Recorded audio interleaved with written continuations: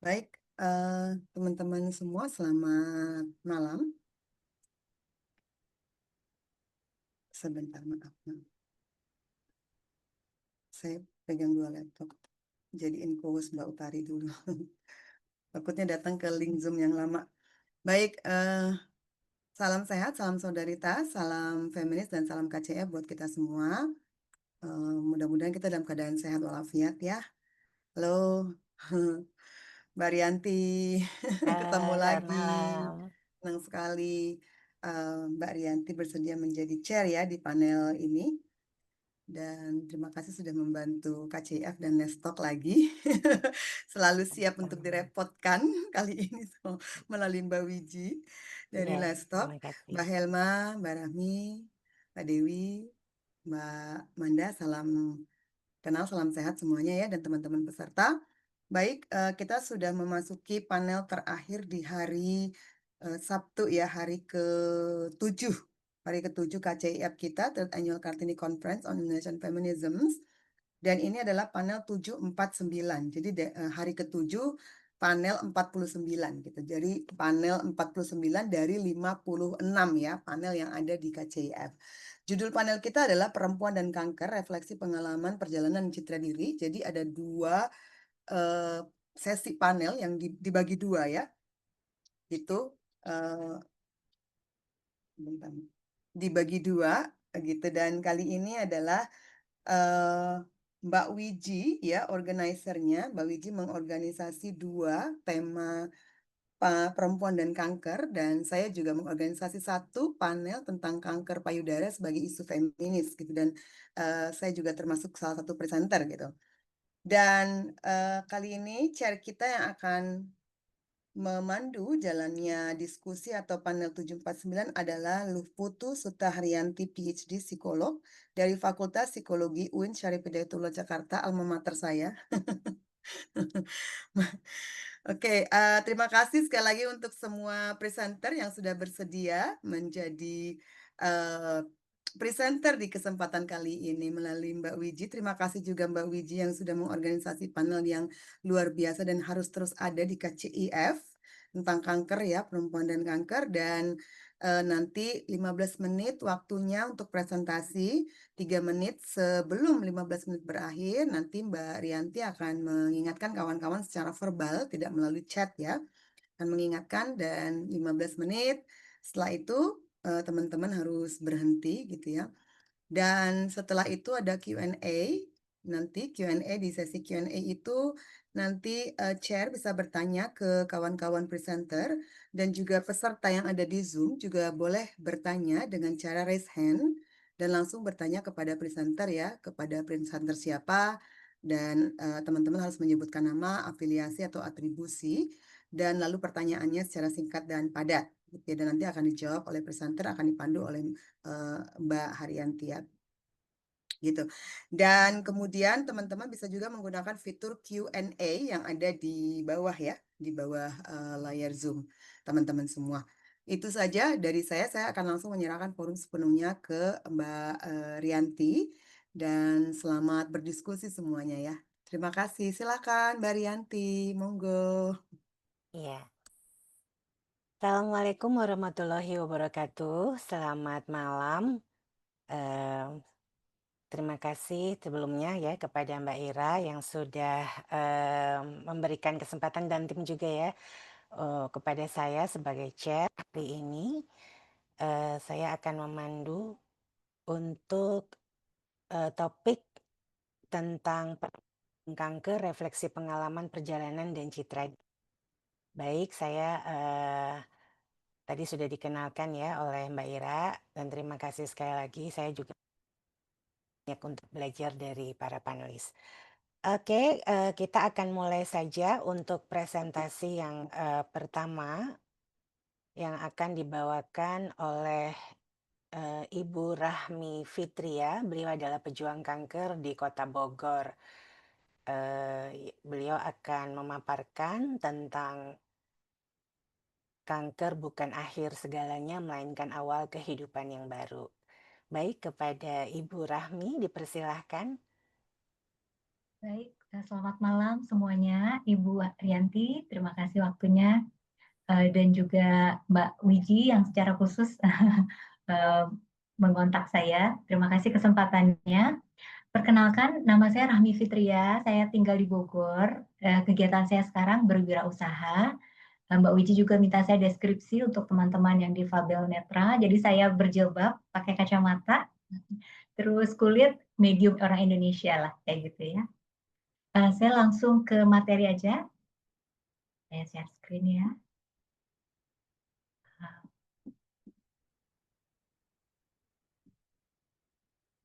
Oke.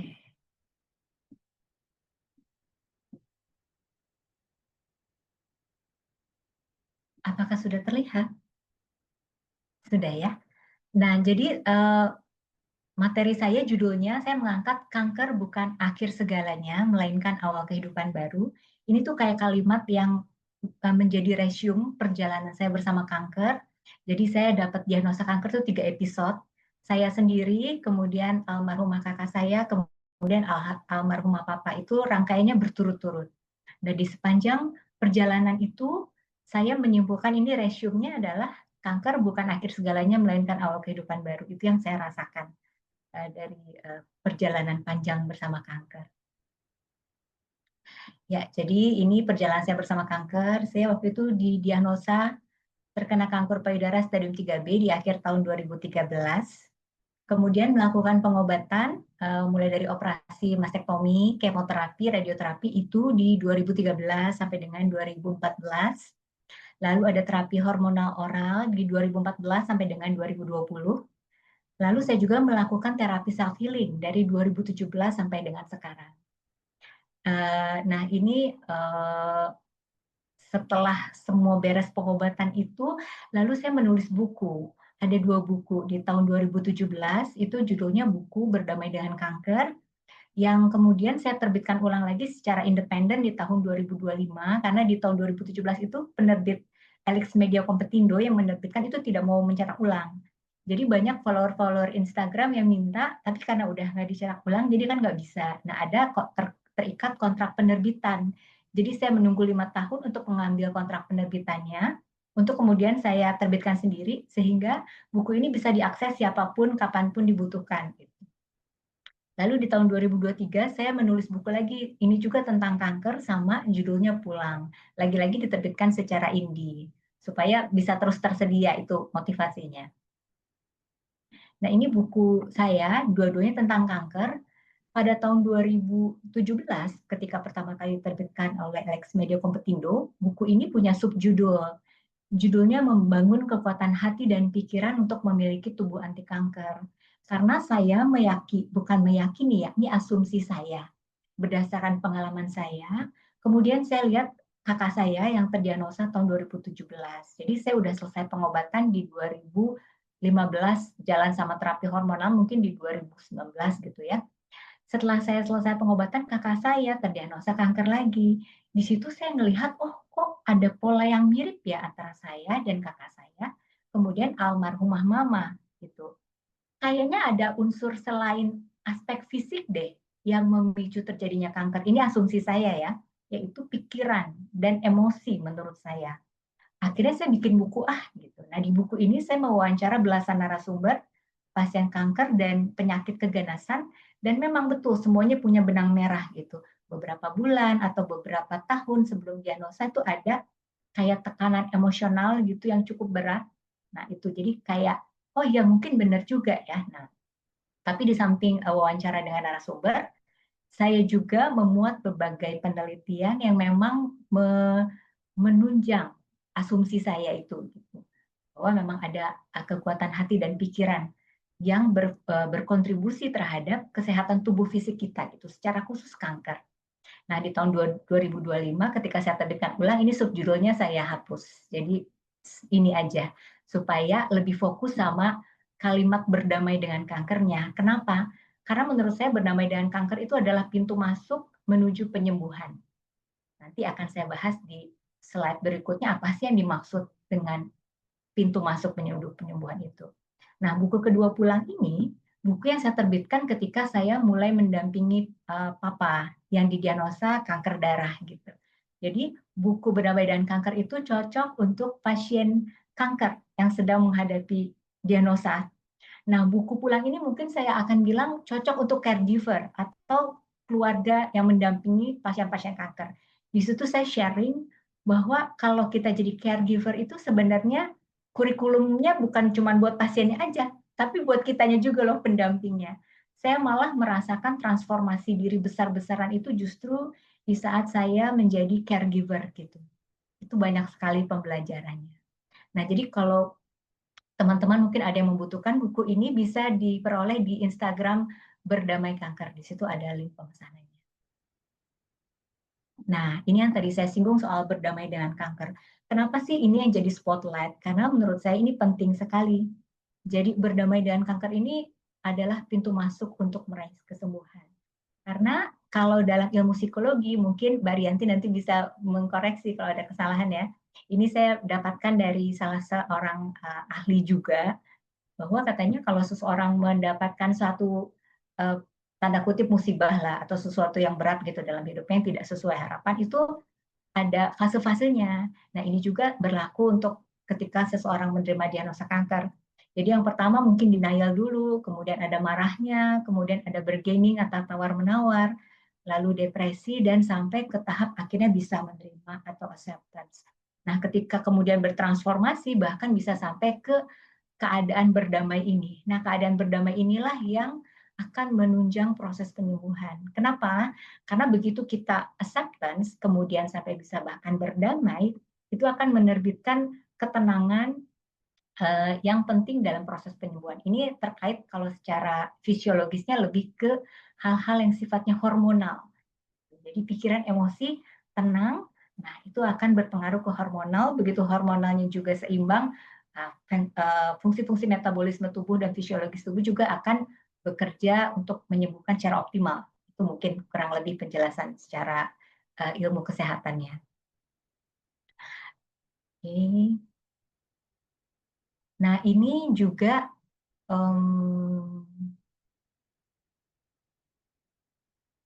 oke. Nah ketika saya jatuh sakit, kemudian saya berefleksi diri ya, kenapa ya saya jatuh sakit gitu. Kalau dulu sih saya dapatnya kesadaran itu di minggu kedua. Di minggu kedua saya dapat sesuatu yang sifatnya justru bukan fisik, tapi lebih ke hati gitu, emosi dan hati. Oh ini nih gitu. Nah itu saya jelaskan di buku sih detailnya ya.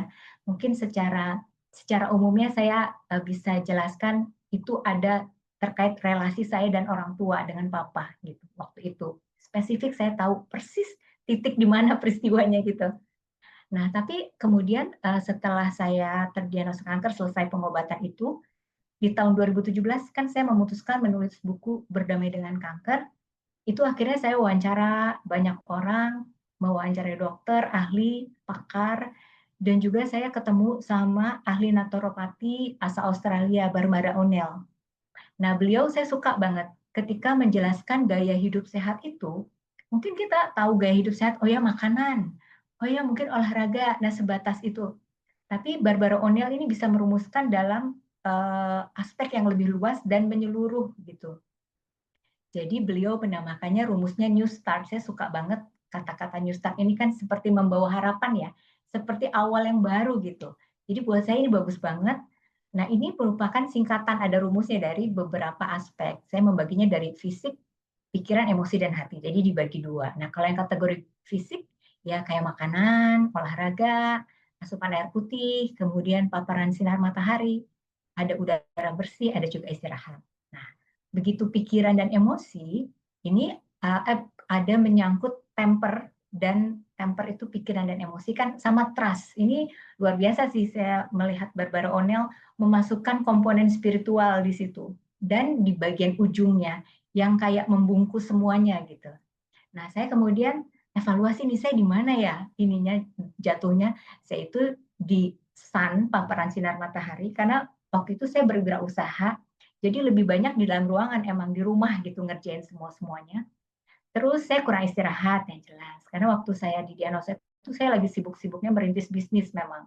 Jadi benar-benar kerja tuh bisa setiap hari sampai malam. Jadi dari pagi sampai malam dan nggak ada weekend pun tetap kerja gitu. Saking obsesnya. Terus temper dan emosi, nah itu yang tadi saya bilang. Ada satu peristiwa saya dan papa itu yang saya pikir memicu percepatan pertumbuhan sel kankernya cepat banget gitu. Nah yang terakhir keras iman, kenapa ini saya kali juga? Karena saya indikatornya gampang, karena kan saya muslim ya. Paling gampang tuh ya cek aja kualitas sholatnya.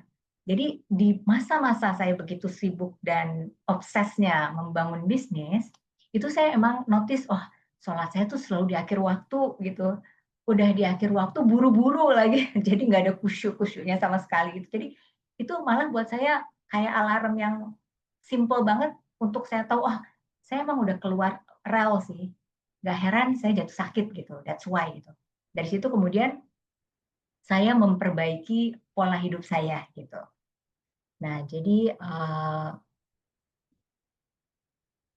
di sini saya juga mau masukin ya, tadi slide berikutnya saya lupa nambahin, bahwa saya punya 3 fase yang berharga ya dalam perjalanan kanker, untuk saya menjalani pengobatan medis lengkap semua dari operasi, kemoterapi, sampai radioterapi, itu menurut saya itu adalah, fase di mana saya berhasil, sembuh dari penyakit. Jadi setelah selesai pengobatan saya PET scan dan bersih, itu sembuh dari penyakit. Tapi kan kita tahu ya, pengobatan kanker itu sesudahnya itu badannya tanda kutip rusak lah, rusak. Dan saya juga ngerasa emang kondisi fisik saya jauh menurun dibanding sebelum saya terdiagnosa, tentu aja karena efek kemo, radioterapi, operasi. Nah, kemudian saya menempuh self healing. Nah, jadi saya bersyukur saya mengenal juga pengobatan lain selain medis ya, yaitu self healing. Di situ saya ngerasa self healing itu membuat saya pulih dari efek samping pengobatan kanker. Nah, kemudian step berikutnya, tahu-tahu dengan perjalanan waktu dan saya banyak belajar, ketemu ini, ketemu itu, saya ngerasa masih terus berjalan nih. Jadi pembelajaran ini tuh berjalan terus ya seiring sejalan dengan kanker, baik di episode saya, kakak saya sama papa, saya ngerasa saya jadi lebih utuh gitu. Nah itulah saya ngerasa jadi kesehatan, melihat kesehatan atau tubuh kita itu secara holistik. Bukan cuma soal penyakit aja, tapi utuh yang sebenar-benarnya tuh kayak apa gitu, menyeluruh sebagai manusia yang memang bukan cuma badan aja, tapi juga punya aspek mind, body, soul, kayak gitu kan ya. Akhirnya kenapa kemudian saya mengatakan bahwa kanker itu bukan akhir segalanya, tapi awal kehidupan yang baru, karena setelah saya melihat ke belakang, ini kan saya didiagnosa 2013 ya, dan saya masih merasakan perjalanan bersama kanker itu sampai sekarang Maaf, Ibu 2025. Rahmi, Ya, mengingatkan waktunya tinggal 3 menit lagi ya.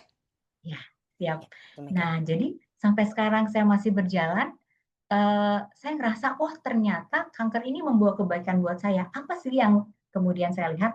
Oh iya, pertama perubahan gaya hidup saya menjadi jauh lebih baik. Kemudian saya bisa nulis buku. Kemudian saya bikin Instagram Berdamai Kanker. Ini awalnya cuma untuk mempromosikan buku, tapi belakangan saya menjadikan ini sebagai platform untuk berbagi tentang gaya hidup sehat anti kanker gitu. Dengan mengundang banyak sekali narasumber-narasumber yang luar biasa, semuanya bersedia ketika saya kontak, ada mulai dari dokter, ada spiritualis, ada ustadz, wah macam-macam gitu, yang saya pikir diperlukan pasien kanker, dan semua langsung oke gitu, padahal cuma via DM IG aja gitu. Lalu kemudian saya juga bisa bikin program online pelatihan self healing selama 30 hari untuk pasien kanker. Ini saya adakan 2 kali dalam setahun, di awal tahun dan di akhir tahun. Lalu saya juga bikin pelatihan offline Jemur Vivari bersama komunitas Hanara. Komunitas Hanara itu tempat saya belajar self healing di Bandung. Jadi pas saya lihat, aduh ini kok saya bisa melakukan ini ya? Padahal dulu waktu saya berbisnis, saya ngerasa 24 jam pun waktu saya kurang untuk diri sendiri aja udah nggak cukup. Tapi ini kok saya bahkan bisa melakukan sesuatu untuk orang lain gitu, untuk masyarakat. Jadi saya bilang, hidup saya kok lebih berarti gitu setelah adanya kanker. Itu sebabnya saya menyimpulkan kanker bukan akhir segalanya. Setelah apa yang saya lalui, kanker membuat justru hidup saya lebih sehat, lebih berdaya, dan lebih bermanfaat. Jadi saya menutupnya dengan kata-kata berdamai dengan kanker. Kalau kita udah nyampe di ujungnya kan kita ngerti, oh ternyata kanker itu baik loh buat saya dan memang saya butuhkan. Tapi kan udah sampai di ujungnya ya. Nah buat teman-teman yang memang masih menjalani fase dalam proses pengobatan kanker, Maka kalau kata guru saya tuh, apapun yang nggak enak diterima aja dulu, mungkin sekarang rasanya nggak enak, berat, dan lain-lain, karena kita belum sampai di ujungnya. Begitu kita udah sampai di ujungnya, kita akan tahu, oh ini tuh memang baik buat saya. Itu aja, terima kasih. Ya, terima kasih Bu Rahmi atas presentasinya yang luar biasa. Mungkin saya sedikit menyimpulkan ya, intinya ini sangat penting seperti tadi yang disampaikan oleh Ibu Rahmi bahwa acceptance atau penerimaan itu merupakan sebuah kunci, terutama dalam setiap fase kanker. Yang paling utama di fase diagnosis itulah yang ketika seseorang pertama kali didiagnosis kanker, itu ada shock, dan di situ mungkin ada marah, belum menerima kondisi. Tapi memang berproses, masing-masing individu berproses dengan bagaimana menuju acceptance tersebut. Karena acceptance itu ketika sudah mencapai berdamai dengan kanker, artinya sudah mulai fokus dengan bagaimana sebuah pengobatan atau proses selanjutnya bisa berjalan dengan baik, atau keputusan-keputusan yang diambil untuk pengobatan itu juga lebih rasional. Dan tentunya di sini support system juga menjadi sangat penting. Terima kasih Bu Rahmi Ya, atas terima kasih. presentasinya. Nanti kalau ada pertanyaan di pending dulu ya di tahap terakhir. Sekarang saya berikan kesempatan untuk presenter yang kedua, Ibu Dewianti Hartanto, MPD. Beliau adalah pejuang kanker dari Kota Bogor yang akan memaparkan tentang perempuan Indonesia dan karsinoma sel jernih ovarium, pengalaman perempuan pasien yang bekerja. Baik, Ibu Dewi dipersilakan untuk menyiapkan. Selamat malam Terima kasih. semuanya. Pertama-tama saya mau ucapkan terima kasih untuk kesempatan ini.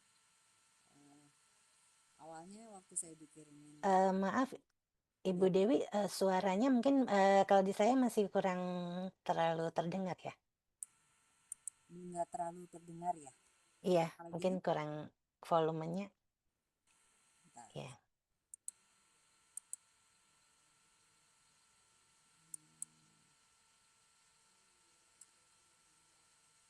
Udah lebih jelas? ya kita mulai saja silakan, Ibu Dewi di waktunya dipersilakan. Udah lebih jelas belum? Kalau di saya masih belum jelas, mungkin nggak tahu dengan peserta yang lain. Bagaimana? Suaranya nggak ada, nggak keluar. Oh, tidak Di muncul. saya nggak kedengaran.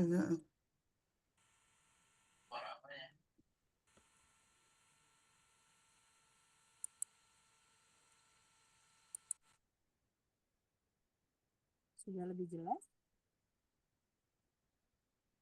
Masih samar-samar ya, Bu Dewi. Saya mau coba pakai dua device ya.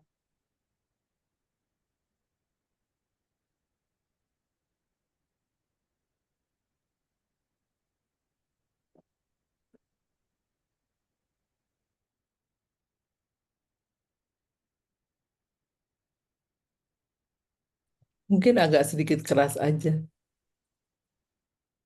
Coba deh Mbak Dewi lagi. Halo, Coba ngomong lagi. udah lebih jelas? Iya jelas, cuma lembut Nggak, gitu. Mungkin nggak lebih. denger. Nanti Lebih di mendekat ke rekamannya nggak speaker kali dengar. ya, Bu Dewi ya. Ini kurang? Ya, Malah nggak kedengeran. oke. Nggak ada suaranya Mbak. Ya boleh. Tuh. Yang lain. Malah hilang ya, Bu Dewi, Nggak ada suaranya. suaranya. Em, kalau enggak, boleh nggak Mbak Rianti di Iya. ke presenter berikutnya dulu, biar Mbak Oh, Dewi begitu mungkin ya. bisa, ya, nanti Ah, mungkin Mbak iya, Dewi baik-baik. bisa leave Zoom dulu, nanti balik lagi, mungkin ada masalah di audionya, jadi Iya, bisa ke presenter berikutnya. Jadi baik. sementara Mbak Dewi bisa coba gitu ya, mengetahui, mendeteksi masalahnya apa sih gitu. Bisa nanya-nanya juga ya. Itu ya Mbak Dewi ya? Apa ya? Oke, Baik. silakan Mbak Rianti. Ya, terima kasih. Baik, mungkin sambil menunggu Ibu Dewi ya, saya persilakan kepada Ibu Helma Nuraini Espesi MPD, beliau pejuang kanker, ya, saat ini bekerja di UIN Antasari Banjarmasin yang akan mempresentasikan tentang tidak ada kata mundur demi kesembuhan dari kanker. Baik, silakan. Ini silakan di share screen. Mungkin Ibu Dewi, apakah share screen-nya bisa di, ya, oke.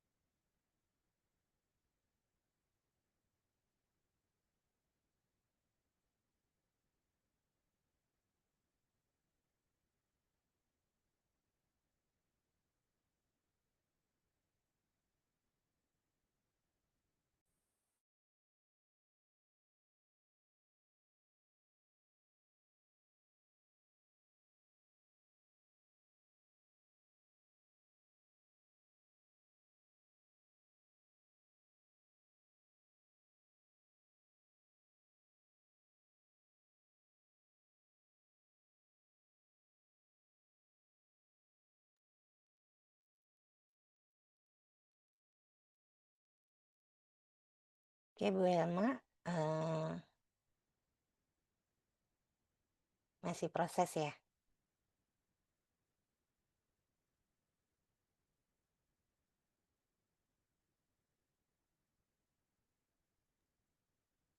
Sepertinya belum terbuka filenya. Udah dibuka belum filenya? Bu Elma,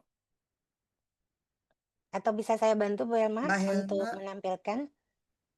kalau nggak bisa dikirim, Mbak Helma dikirim ke aku juga bisa. Ya, saya bantu ya. Saya ada filenya ya, tunggu sebentar.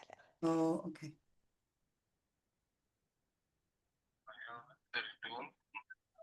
Aduh, aduh, aduh.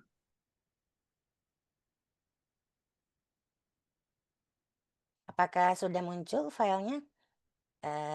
Ini tampilannya, tidak ada kata mundur. Baik. Ya. Silakan Mbak Helma, nanti diinformasikan saja kalau sudah mau pindah slide, begitu ya.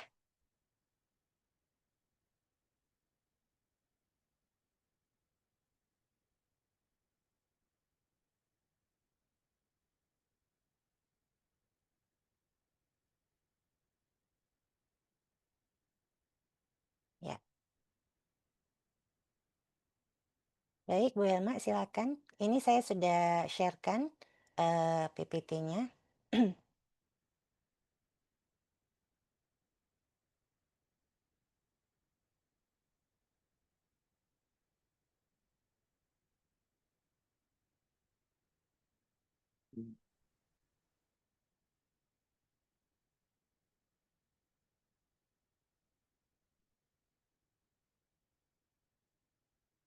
Iya, suaranya Bu Helma tidak terdengar.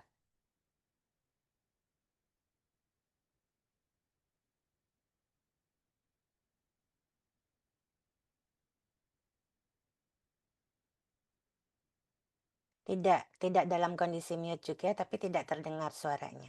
Nggak ada suaranya, Mbak Helma. Audionya sepertinya bermasalah ya.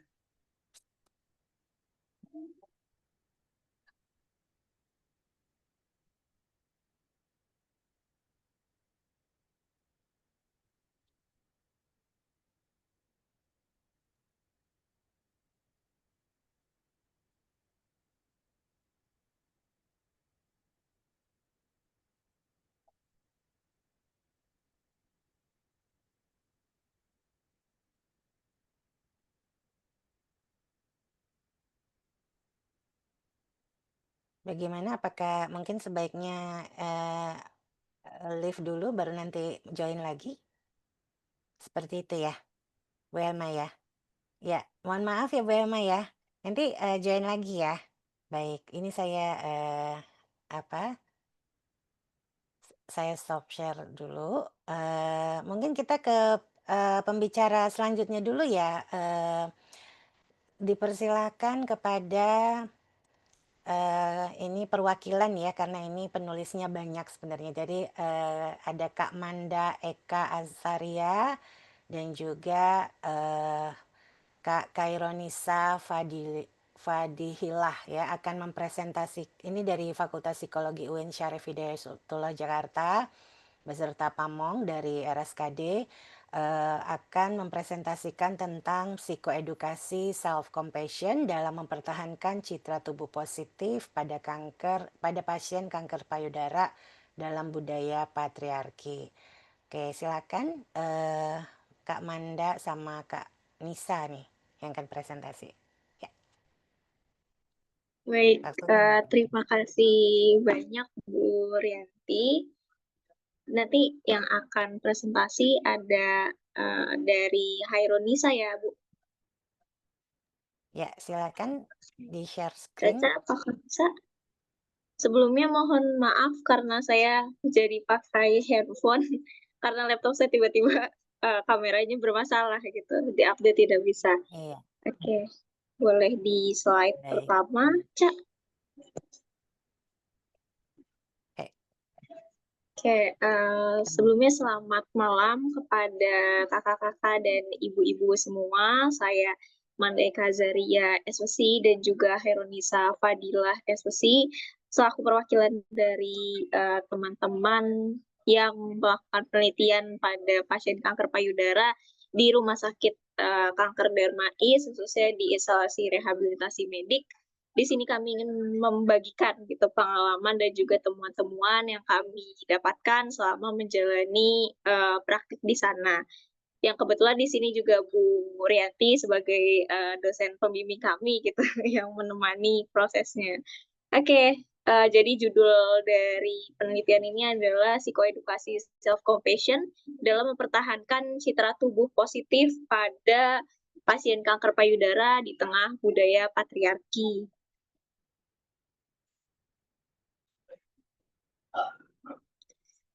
Oke, jadi berdasarkan hasil riset yang kami lakukan dan juga kajian literatur dari riset Globokan pada tahun 2022 itu menyatakan bahwa terdapat sekitar 2,3 juta kasus dari kanker payudara yang ada di seluruh dunia dengan banyak kematian yang ditimbulkan akibat dari penyakit kanker ini. Dan penyakit kanker payudara itu menempati urutan pertama sebagai salah satu jenis kanker yang paling banyak diderita, khususnya pada perempuan. Nah, kemudian dari adanya kanker payudara tersebut, banyak sekali para pasien yang memiliki permasalahan pada citra tubuhnya, gitu. Jadi ada persepsi citra tubuh yang negatif, yang itu berkorelasi juga dengan peningkatan gejala dari depresi, kecemasan, kepercayaan diri, dan gangguan psikologis lainnya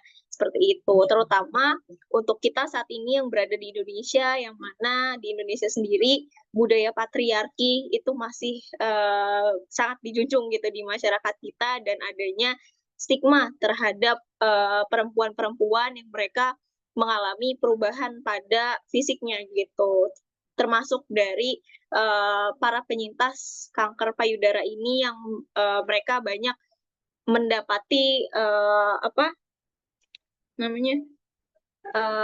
operasi mastektomi seperti itu. Maka dari itu dari hasil kajian literatur juga ditemukan bahwa ternyata self compassion ini menjadi salah satu hal yang bisa mempengaruhi citra tubuh dan bagaimana sih cara seseorang itu bisa meregulasi emosinya sendiri.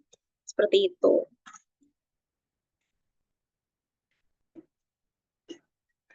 Nah, kemudian dari salah satu bacaan kami, yaitu dari Armour Burton and Atlan pada tahun 2020, itu hasil penelitian mereka mengatakan bahwa perempuan yang mengalami stresor akibat diskriminasi gender yang sangat mengancam tanpa adanya dukungan sosial, itu memiliki risiko 9 kali lipat lebih tinggi untuk terkena kanker payudara. Ini penelitiannya dilakukan pada perempuan yang mereka dari ras kulit hitam yang banyak sekali mengalami diskriminasi di Amerika dan tidak mendapatkan dukungan sosial dari lingkungan sekitarnya, begitu. Dan di situ banyak dari mereka yang terkena kanker payudara, singkatnya seperti itu. Kemudian juga banyak sekali isu-isu terkait dengan citra tubuh ataupun body image yang dialami oleh pasien kanker payudara saat menjalani masa pengobatan gitu, karena mereka banyak mengalami perubahan fisik,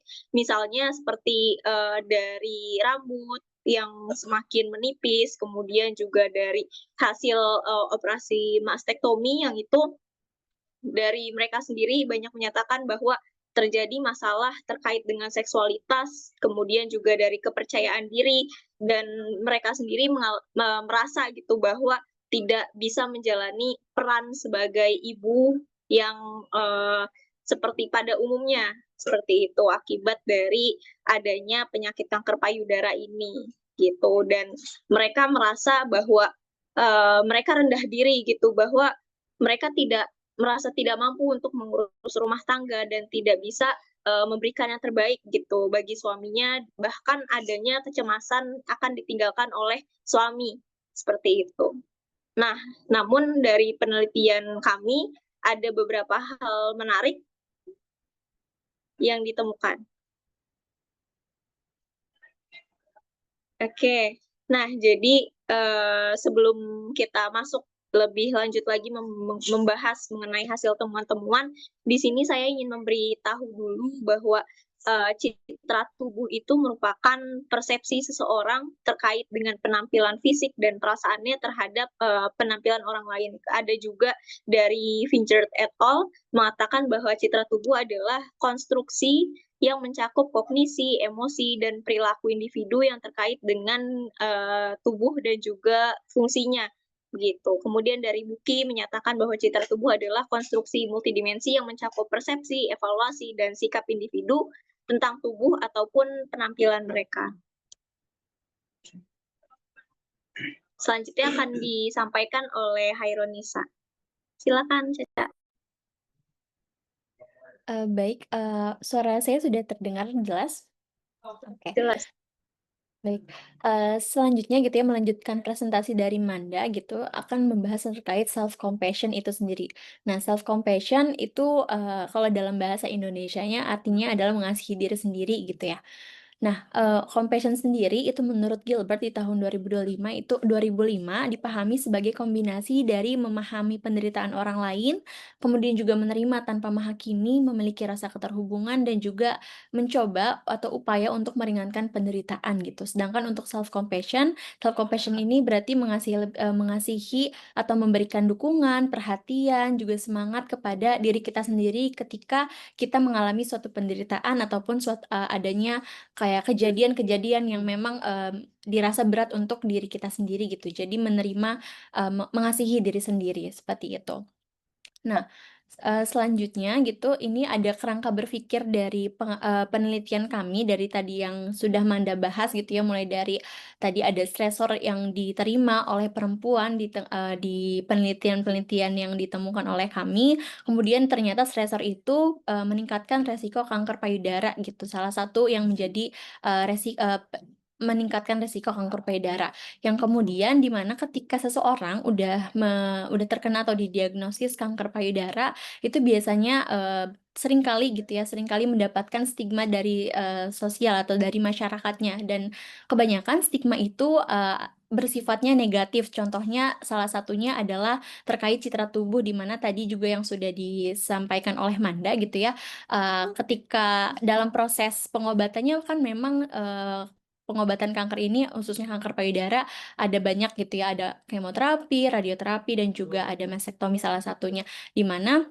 itu tentunya memberikan adanya dampak atau efek samping gitu ya. Salah satunya seperti kehilangan salah satu bagian tubuhnya, yaitu payudara, di mana ini kemudian di beberapa stigma sosial itu menganggap bahwa orang yang pada akhirnya kehilangan payudaranya itu dianggap tidak lengkap atau tidak feminim, seperti itu. Ada stigma-stigma sosial seperti itu, yang kemudian stigma eksternal ini akhirnya bisa mempengaruhi diri kita sendiri dalam melihat body image kita gitu. Jadi pandangan kita terhadap tubuh kita itu dapat terpengaruhi oleh stigma sosial gitu.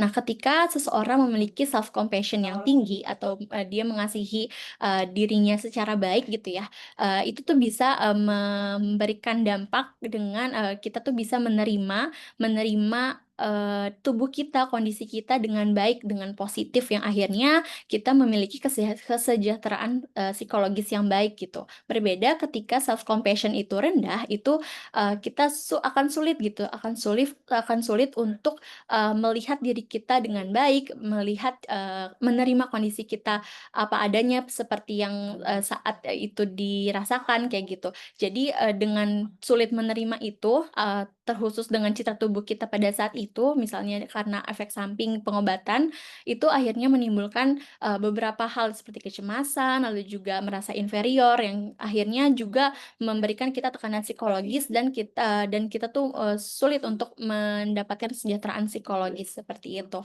Jadi itu garis besar dari penelitian kami. Akhirnya kemudian kami memutuskan untuk merancang program psikoedukasinya. Namun sebelum itu tentunya kami melakukan penelitian terlebih dahulu gitu ya. Nah, penelitian ini tujuannya sendiri adalah yang pertama adalah untuk menggali pandangan pasien terhadap citra tubuh mereka. Kita pengen tahu gimana pandangan pasien terhadap citra tubuhnya gitu selama mengalami atau menjalani pengobatan seperti itu. Lalu yang kedua adalah kita tujuannya adalah untuk merancang psikoedukasi yang berbasis self compassion untuk mempertahankan citra tubuh pasien agar tetap positif seperti itu. Lalu untuk partisipasinya dalam penelitian kami ini itu ada 20 pasien kanker payudara yang usianya itu lebih dari 18 tahun, di mana tempatnya tempat kami meneliti yang di Rumah Sakit Kanker Darmais gitu ya, tepatnya di instalasi rehab medik Rumah Sakit Kanker Darmais. Kemudian untuk pengumpulan datanya kami menggunakan wawancara semi terstruktur, lalu juga observasi dan menggunakan kuesioner yaitu Body Image Scales atau BIS. Nah, untuk analisisnya setelah pengumpulan data tersebut dilakukan, kita analisis gitu ya, itu untuk wawancaranya sendiri, analisis wawancaranya menggunakan in vivo untuk tema kualitatifnya, dan untuk kuesionernya kita proses untuk kita analisis menggunakan SPSS untuk mendapatkan analisis deskriptif. Nah, selanjutnya untuk hasil pengumpulan data ini akan kembali dijelaskan oleh Manda. Baik, ya, jadi pengumpulan dari data ini kami laksanakan selama 2 hari, yang per partisipannya itu membutuhkan sekitar dari 20 hingga 60 menit. Jadi setiap partisipan itu berbeda, tergantung per partisipannya gitu. Dari mereka menjawabnya berapa lama dan seberapa terbuka gitu mereka terhadap apa yang kita diskusikan selama proses wawancara itu. Kemudian untuk tempatnya kami sebar, jadi kami terdiri dari beberapa orang, ada yang melakukan wawancara di lorong instalasi rehabilitasi medik, ada yang di ruang okupasi terapi, dan juga fisioterapi, seperti itu. Dan Maaf Kak Manda, waktunya 3 menit lagi ya. Iya, kemudian di sini sudah tertulis bahwa data demografisnya ada sekitar 20 orang, kemudian dari Skorbis itu didapatkan bahwa dari nilai maksimumnya itu ada di 30 dan minimumnya ada di 10 gitu, dan rata-rata skor dari body image scale ini ada di 15,57. Nah, selanjutnya kemudian berdasarkan hasil analisis dari data wawancara kami, dari masing-masing pasien, mereka secara umum ya gitu, dari hasil in vivo tadi, mereka meyakini bahwa penyakit kanker ini merupakan salah satu penyakit yang menakutkan gitu. Tapi ada juga dari mereka yang mengatakan bahwa, oh penyakit ini memang berat, tapi kita bisa lawan kok, seperti itu. Kemudian dari mereka juga mengalami cukup banyak gitu ya, perubahan secara fisiknya dan termasuk dari perubahan psikologis sebagai efek samping dari pengobatan tersebut, begitu. Kemudian banyak juga dari mereka yang ada juga dari mereka yang merasa stres dari omongan tetangganya, bahkan dari keluarga sendiri. Namun ada juga dari mereka yang menyatakan bahwa, oh saya masih bisa survive gitu, karena dari orang-orang di sekitarnya mereka masih mendukung seperti itu. Maka dari itu kebanyakan mereka yang mendapatkan dukungan sosial yang cukup tinggi, mereka meyakini bahwa dirinya sendiri tuh masih layak loh, dirinya sendiri itu masih utuh seperti itu. Dan banyak dari mereka memang strategi coping yang dilakukan adalah saya biasanya sebanyak berzikir, saya banyak bersyukur, saya masih bisa dikasih hidup hingga hari ini, dan adanya motivasi dari lingkungan sekitarnya seperti itu. Memang kalau dari hasil observasinya dari pasien itu punya ekspresi yang beragam gitu. Ada yang mencerminkan bahwa dirinya sebetulnya masih ada dalam keadaan sedih, ada juga yang memang mereka karena sudah lama gitu ya menjalani pengobatan, maka mereka sudah rileks dan coba menerima gitu, itu semua. Oke, saya ingatkan Kemudian, waktunya masih 34 detik, mungkin bisa oke, lebih ringkas. untuk faktornya ada dari usia, kemudian juga dari fase pengobatannya, strategi copingnya, dan juga dukungan sosial gitu. Sehingga dari situ citra tubuh mereka tergolong baik, dan maka dari itu kami berpikir bahwa ini masih bisa ditingkatkan dan juga dipertahankan gitu. Maka dari itu kami membuat intervensi psikoedukasi self compassion berperspektif feminis. Oke, untuk pelaksanaan selanjutnya. Silakan Caca. Kemudian baik. Kemudian selanjutnya terkait pelaksanaan psikoedukasi sendiri, kita menggunakan leaflet. Maaf, waktunya sudah habis. Baik Ibu. Bisa langsung disimpulkan saja. Baik, untuk penggunaan leafletnya ini bisa dilihat seperti ini gitu ya. Jadi dari keseluruhan program yang kita lakukan, penelitian yang kita lakukan itu akhirnya mendapatkan beberapa feedback gitu ya terkait keterbatasan dan juga Yang siklus. ringkas saja mungkin Mbak Nisa. Baik Ya, Ibu. waktunya sudah habis ya. Mohon maaf. Mungkin terima kasih atas paparannya Kak Manda sama Kak Nisa ya, karena memang ini penelitiannya waktunya hanya sebulan sebenarnya waktu itu ya, hingga kita teman-teman memberikan intervensi. Nah, mungkin bisa saya sedikit berikan pernyataan begitu ya tentang penelitian ini bahwa kanker itu dampaknya terutama ketika sedang menjalankan pengobatan, itu dampaknya berfokus juga pada fisik juga secara psikisnya. Tapi ketika di dalam fisik itu terjadi sebuah perubahan ya tergantung dari treatment yang dijalani, dan ini juga mempengaruhi bagaimana citra tubuh dari pasien. Nah, yang paling penting ketika di dalam melakukan self compassion adalah bagaimana seseorang itu lebih welas asih terhadap diri, bagaimana menerima diri apa adanya. Mungkin itu semua melalui sebuah proses karena ada sebuah perubahan yang signifikan dan itu berdampak pada peran-peran dalam hal ini ketika penderita pasien kanker payudara dan terhadap perannya sebagai ibu, sebagai istri, mungkin juga sebagai anggota masyarakat. Nah, disinilah self compassion itu bagaimana untuk mempertahankan citra tubuh tersebut agar bisa tetap positif dan yang paling penting bisa tadi ya berdamai juga dengan kansernya. Terima kasih untuk Kak Caca dan Kak Manda ya. Baik. Saya akan lanjutkan sesinya kembali ke Ibu Dewi. Apakah sudah hadir? Ibu Dewi Yanti. Sudah, suara saya bisa masuk? Ya, silakan.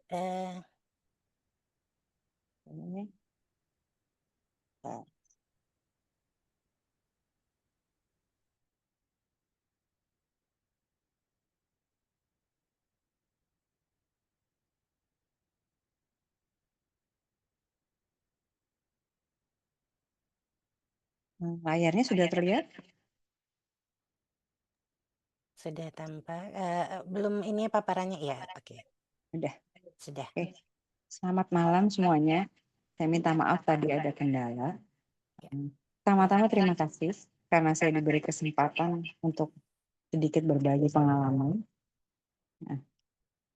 Perkenalkan, nama saya Dewi Yanti Hartanto. Saya seorang ibu rumah tangga dan seorang guru, tinggal di Bogor. Saya punya anak 3. Nanti mungkin saya jelaskan lebih lanjut. Sebelumnya saya jelasin dulu tentang clear cell carcinoma ovari dulu. Jadi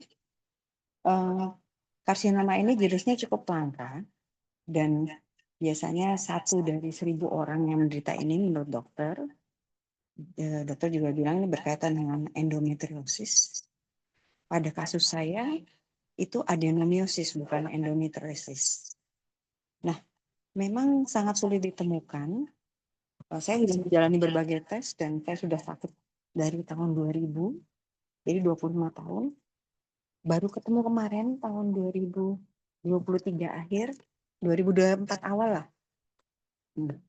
Biasanya penyakit ini baru diketahui itu ketika ketika diangkat dan dilakukan operasi, jadi ada patologi anatomi. Tetapi berita baiknya biasanya ditemuinya tuh di stadium awal.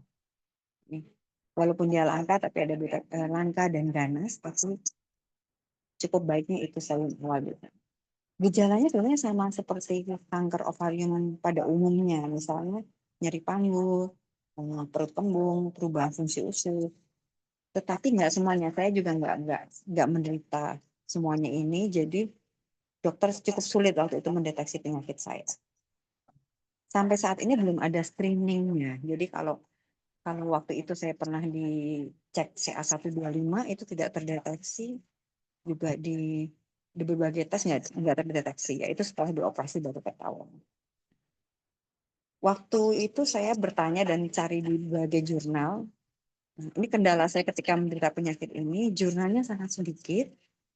Saya hanya menemukan sekitar 3 jurnal, salah satunya dari Jepang yang cukup lengkap. Dia di jurnal itu jelaskan ini berkaitan dengan sindrom Lynch. Waktu saya menanyakan ke dokter bilang, apa kamu mau ini tes genetik gitu. Tapi bagi saya sudah ketahuan, udah nggak usah ya itu kalau kecuali deteksi awal gitu. Nah, biasanya penentuan stagingnya mungkin sama kayak dokter lain, kayak stadium kanker lainnya, ovarium lainnya, sama persis. Jadi saya diambil organ reproduksi, ditambah omentum, berapa kelenjar getah bening dan lain-lainnya seperti itu. Terus, maaf ini saya sambil lupa. Waktu itu saya berobat awal di Jogja ketika kuliah tahun 2000 di suatu rumah sakit yang cukup lengkap. Waktu itu nggak ketemu dan dokter cuma bilang, jadi kalau saya menstruasi itu seperti gumpalan-gumpalan daging itu dan sangat sakit. Dokter cuma bilang, nanti kalau kamu punya anak kamu sembuh, bilang gitu. Waktu di Bandung juga saya berobat lagi. Oh ya, sebelumnya tahun 2000 tuh saya pernah menderita satu penyakit yang disebabkan oleh sitomegalovirus. Jadi dokter menganggap saya sakit itu karena itu. Nah, di Bandung juga saya ke rumah sakit besar, ke rumah sakit Boromius, itu cabang Carlos Boromius Jakarta. Sama juga nggak ditemukan. Dokternya masih bilang, oh ini sakit menstruasi biasa. Waktu di Bogor, sama juga, dokter juga bilangnya cuma menstruasi biasa. Karena mereka nggak curiganya saya bisa punya anak. Nah, memang penderita kanker ini biasanya tidak punya anak ternyata. Selama masa kehamilan itu memang saya selalu pendarahan besar. Jadi saya harus bed rest. Tapi kami nggak curiga sedikit pun, pikirnya cuma endometriosis. Tahun 2014 akhir bulan November saya ingat saya disarankan oleh dokter di Bogor untuk pergi ke Jakarta ke sebuah klinik untuk USG lebih intensif. Di situ ketahuan bahwa saya menderita adenomiosis. Nah, adenomiosis saudara kembarnya endometriosis intinya begitu. Tapi waktu itu saya tanya sama dokter saya ingin punya anak lagi bisa nggak? Dokter jawab nggak bisa, orang seperti kamu nggak bisa punya anak. Tapi bulan depannya saya hamil lagi itu. Jadi pengobatan saya berhenti ketika saya hamil. Terus saya bertekad ketika nanti saya punya anak, melahirkan, diangkat sekalian rahimnya gitu. Anak terakhir, anak ketiga. Tapi dokter di bawah bilang nggak apa-apa, ini nggak ada masalah bilang gitu. Walaupun ketika melahirkan saya selalu pendarahan dan saya selalu diinduksi, saya juga habis itu pakai ada pelengketan rahim dan apa, tapi menurut dokter itu wajar. Tahun 2023 akhir saya mengalami pendarahan selama 2 bulan. Waktu itu saya ke dokter lagi. Dalam 1 bulan saya ke 3 dokter saya cari. Bukan second opinion lagi, 3 dokter. Dan mereka masih bilang nggak apa-apa. Nah bahkan salah satu dokter bilang gini, kamu cuma stres ya. Saya dikasih obat hormonal. Nah, untungnya tidak saya minum waktu itu. Nah, saya juga bingung itu. Dan dia bilang itu berkaitan dengan penyakit kamu guru gitu. Menurut saya guru nggak stres karena di sekolah itu banyak anak-anak yang menyenangkan, jadi itu saya singkirkan lah. Akhirnya saya kembali lagi ke dokter yang menyarankan saya pergi ke Jakarta. Terus waktu itu dia memberikan kabar gembira, jadi kita angkat aja. Sekarang saya punya teknik baru namanya teknik Osada. Jadi kita akan ambil bagian rahim kamu aja yang bermasalah, kamu tetap bisa normal, nggak menopause gitu loh. Tapi waktu itu saya ngomong angkat aja semua dokter. Dokternya tetap tidak mau mengangkat, dia punya banyak pertimbangan, orangnya baik banget.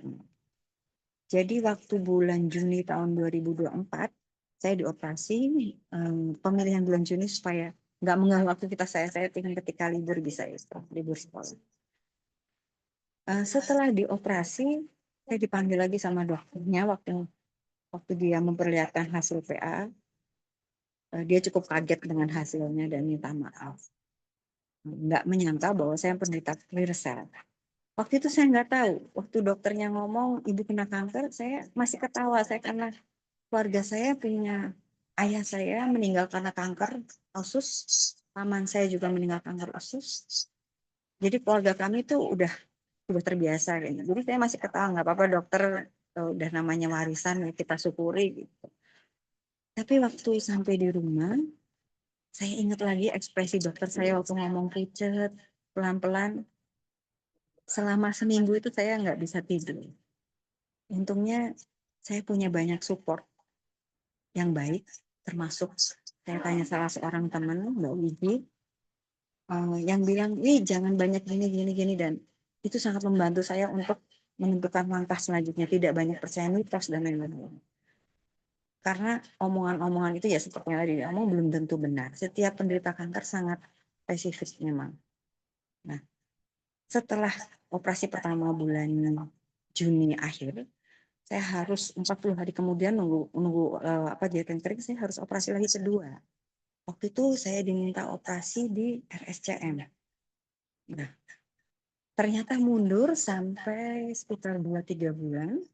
Setelah operasi kedua, dokter sudah bilang bahwa kamu itu nanti harus kemo, harus kalau nggak kemo targeted operated, imunoterapi gitu.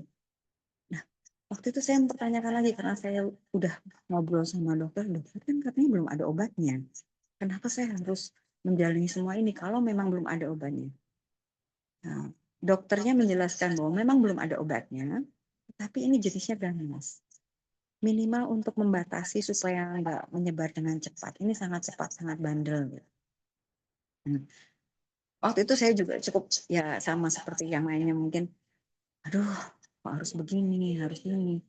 Jadi justru masa-masa mungkin Tuhan punya rencana. 3 bulan mundur itu saya hampir tiap hari ke rumah sakit kan harus cek jantung, cek macam-macam, cukup panjang itu. Saya sering ketemu penderita kanker dan saya lihat banyak sekali yang lebih parah dari saya, masih bisa survive, masih bisa apa. Saya lihat, bahkan saya kalau bercanda sama suami saya gini, kalau di ruang tunggu onkologi, saya lihat ada pasien yang kelihatan sedih, saya langsung bilang, itu pasien balik.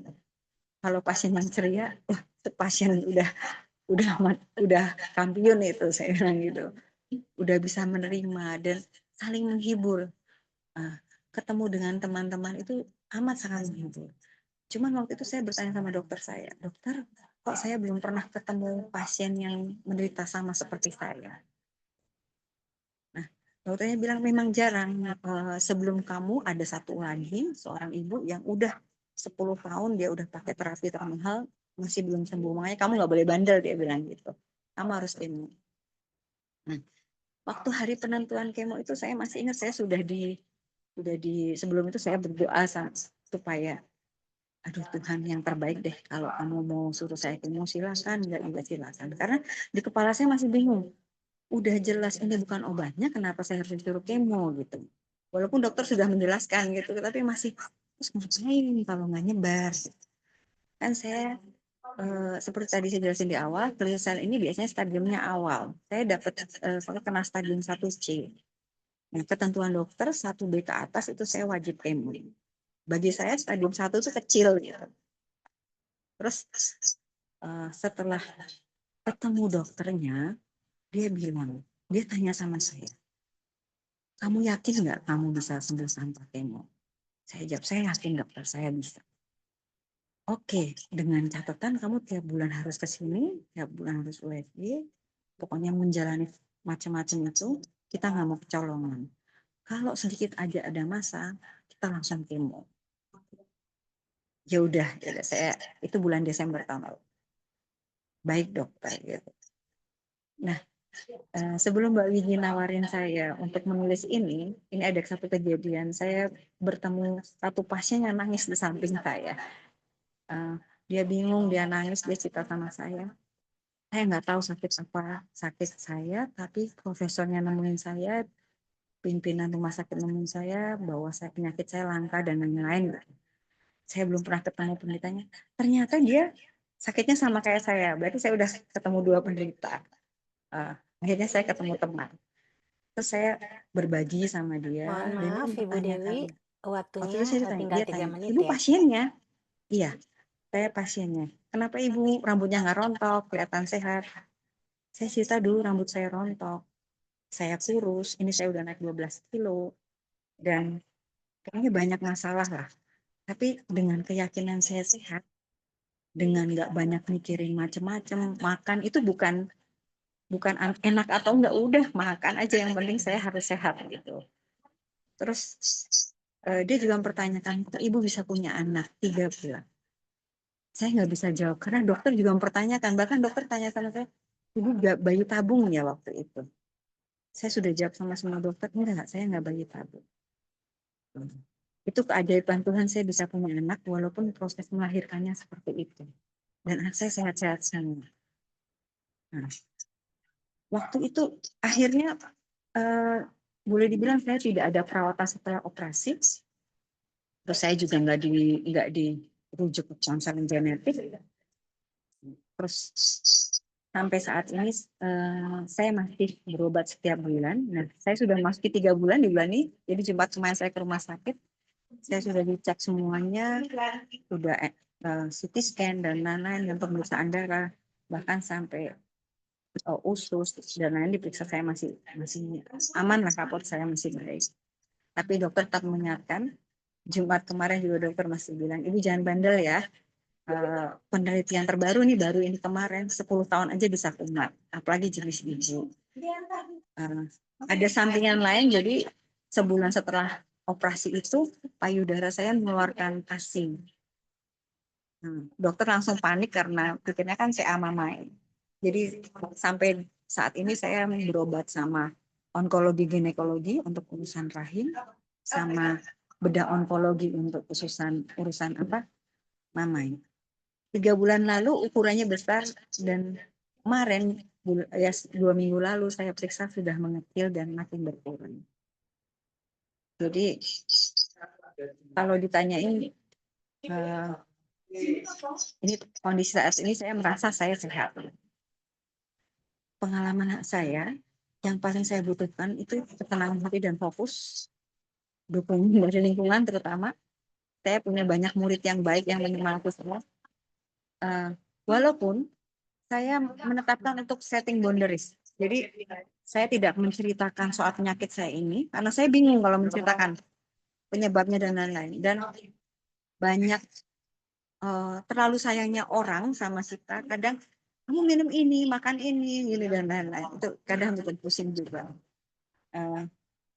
Setting boundaries bukan berarti saya tidak mau menceritakan atau bagaimana, karena setiap kali saya bercerita tentang penyakit itu ada rasa mengasihani diri sendiri, dan itu membuat saya seperti orang yang menderita. Saya minta teman-teman untuk memperlakukan saya seperti biasa. Saya juga tetap bekerja, dan itu ternyata sangat membantu. Bukan itu, saya juga jadi lupa saya sakit. Untuk hal-hal tertentu saya juga harus, oh ya udah capek, berhenti seperti itu. Karena saya lompat tadi, jadi ketika ketemu pasien itu dan ditawarin Mbak Wiji untuk ngomong, saya mikir, oh iya, dulu kan dia kebingungan juga. Dulu saya juga sangat bingung mencari komunitas serupa. Saya belum pernah ketemu komunitas clear ini. Dan saya lihat seorang pasien yang juga ternyata sangat bingung juga. Sama seperti saya dulu, saya cuma ingin berbagi bahwa selangkah apapun, seganas apapun, pasti ada jalan keluar dan jalan penyembuhan. Sampai saat ini memang belum ada obat yang ditemukan dan dokter belum menemukan penyebabnya. Dokter cuma bilang, oh ini sindrom Lynch. Saya tidak begitu mengerti sindrom Lynch. Yang paling penting ya pola hidup. Terus saya butuh juga komunitas untuk tahu info-info. Belum lama ini saya dikasih tahu salah seorang teman ada studi tentang clear cell di New Zealand. Itu sangat membantu saya jadi bisa dikit-dikit membaca. Ada sedikit harapan lah, siapa tahu nanti ketemu itunya obatnya. Terus Ya, maaf Ibu Dewi, waktunya sudah setting habis. boundaries, iya sangat cukup untuk bukan prioritas utama, saya nggak terlalu itu, karena lebih penting kita memfokuskan diri pada penyakit kita. Harapan saya nanti ada informasi lebih jelas tentang penyakit ini, siapa tahu dunia kedokteran makin maju. Terus satu hal perjalanan penyakit saya tuh yang paling bikin saya sesek tuh, setiap kali berobat dokter cuma bilang, itu cuma sakit mes biasa. Jadi meremehkan gitu loh. Saya berharap ada obat atau terapi yang terbaik dan tepat dan studi khusus tentang penyakit ini. Itu aja sih. Terima kasih sebelumnya. Ya, terima kasih Ibu Dewi atas paparannya. Menarik sekali ya refleksi yang Ibu sudah sampaikan tentang perjalanan penyakit. Tapi yang saya pelajari dari Ibu Dewi atas refleksi ini adalah bagaimana sebuah keyakinan untuk sehat. Tadi Ibu juga mengatakan bahwa ini penyakit yang langka, seperti itu ya, banyak harapan di sana. Dan Ibu tetap punya keyakinan itu untuk tetap berproses dan menjalani pengobatan dengan baik, seperti itu ya. Di samping keyakinan juga terhadap profesional atau dokter dalam hal ini. Dan Ibu keyakinan terhadap diri juga menjadi hal yang sangat penting dalam menjalani fase pengobatan ini. Di samping juga Ibu juga mendapatkan support system, dalam hal ini adalah penderita kanker yang lain seperti itu, dan juga keluarga tentunya. Ini menjadi modalitas yang utama bagaimana melalui fase ini. Tetap semangat ya Ibu ya. Baik, terima kasih Ibu Dewi atas presentasinya. Saya akan berikan kesempatan selanjutnya kepada Ibu Helma. Silakan Ibu Helma. Baik, terima kasih. Selamat malam semuanya. Selamat malam. Alhamdulillah ya bisa hadir lagi di acara ini, bertemu dengan Mbak Rianti ya, Mbak Valentina Wiji, dan saya jadi ingat betul presentasi tahun lalu itu ketika saya lagi menjalani kemoterapi gitu. Jadi sambil kemo, sambil presentasi. Yang saya ingat itu saya off kamera itu saatnya saya pipis gitu ya. Maaf agak ini. Tapi itu menarik ya. Artinya sekarang ini adalah refleksi betul perjalanan saya selama setahun menjalani tahun kedua gitu ya. Itu hal yang, maaf ini tadi spontan gitu. Perkenalkan untuk teman-teman yang lain, Mbak Rahmi Fitria yang bukunya sudah saya baca Mbak, hadiah dari Mbak Valentina Wiji ke saya. Ya, saya Helma Nuraini, perempuan berusia 49 tahun.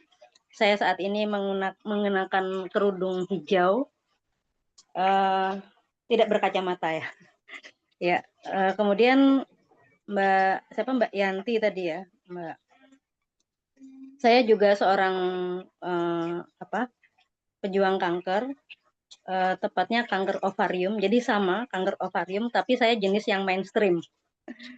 Jenis kanker yang epitel ya, dan itu 75% dan umumnya itu ditemui pada stadium lanjut. Jadi ketika saya sudah kanker saya diangkat itu dan menjalani hasil mendapatkan hasil patologi anatomi, itu memang jenisnya adalah high grade karsinoma ovari. Jadi kanker ovarium tipe high grade. Ibarat high grade itu dia tampak sekali berbeda dengan sel yang normal. Jadi tampak sekali dia tuh perubahannya jelas sekali itu, tetapi untungnya jenis kanker ini adalah mereka itu lebih rentan atau mungkin lebih responsif terhadap obat kanker. Stadiumnya waktu itu 3C dan sudah menyebar ya ke tadi omentum ya, lemak perut, kemudian juga kandung kemih dan juga area anus gitu, sehingga stadiumnya seperti itu. Cuma ketika dijelaskan oleh teman saya, stadium saya seperti ini gitu, kata teman saya gini, Mbak, stadium itu kalau kankernya sudah diambil, stadiumnya juga sudah hilang gitu. Dan itu membuat saya, oh iya benar, stadium itu nggak ada artinya ya, bukan nggak ada artinya, dalam arti itu sesuatu yang menurut saya bless juga ya, ketika itu kanker itu bisa diambil, berbeda dengan tipe kanker yang tidak bisa diambil, misalnya kanker darah atau yang lainnya gitu. Judul tulisan saya, tidak ada kata mundur untuk kesembuhan dari kanker. Ini dalam arti harfiah. Artinya tahun 2003 ini saya mengalami gejala tidak enak. Jadi selama kurang lebih 2 bulan saya mengalami gejala-gejala seperti itu. Perut kembung, kemudian sering masuk angin, perut membesar, tapi berat badan turun drastis, dan susah sekali buang air besar. Itu karena masanya itu sudah sangat besar. Ukurannya sudah 18 kali 20 dengan dan itu sudah terasa di atas pusat itu ya. Jadi dia keras gitu. Terasa teraba dan mungkin kayaknya bergerak gitu. Karena suatu hari saya merasakan ada gerakan yang sangat kuat, kayak ketarik, dan itu kira-kira menutup usus. Ya saat itu saya susah sekali buang air besar dan itu lumayan menyiksa gitu ya. Nah itu tidak ada kata mundur tadi. Selama 3 minggu sempat salah diagnosis, namanya juga gejalanya sangat umum gitu ya. 3 minggu saya minum obat mah, kemudian saya ke rumah sakit, di USG ternyata ada massa. Akhirnya oh ini ovarium gitu, kemudian langsung ke dokter onkologi gitu ya, dan ya sudah tanggal 31 saya dirujuk ke rumah sakit untuk masuk tanggal 1 dan langsung menjalani kemoterapi gitu. Jadi tidak ada kata mundur tuh, maksudnya seperti itu. Langsung ya, hari ini kamu kena kanker, besok kamu kemo gitu. Dan kemonya adalah jenis yang neoadjuvant, artinya untuk mengecilkan massa itu diperlukan kemoterapi. Memang betul dia mengecil ya, bagian perut saya, bagian pusat itu menjadi lebih lunak gitu. Memang dia mengecil, dan ketika diangkat ukurannya sudah mengecil menjadi 8 kali 12 dengan ketebalan 4 cm gitu. Nah, berikutnya selama ini saya sudah menjalani tahun kedua dan saya mencoba untuk melihat ya, dan ada satu artikel populer juga yang menyebutkan bahwa ada 3 fase dalam perjalanan pejuang kanker, dan menurut saya juga seperti itu. Tahapan diagnosis, ini tahapan ketika orang ibaratnya mendapat kabar, dan itu cukup membuat shock berminggu-minggu gitu.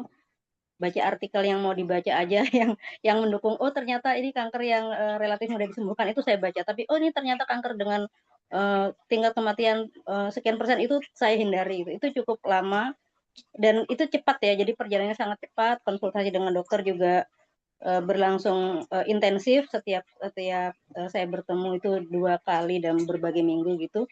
Itu tahap diagnosis, dan ketika itu juga saya sudah menderita penyakit yang lain yang sudah dideteksi 5 tahun sebelumnya, yaitu ada batu empedu, ada batu di empedu saya, dan saya memiliki virus hepatitis C, tambahan kanker gitu ya.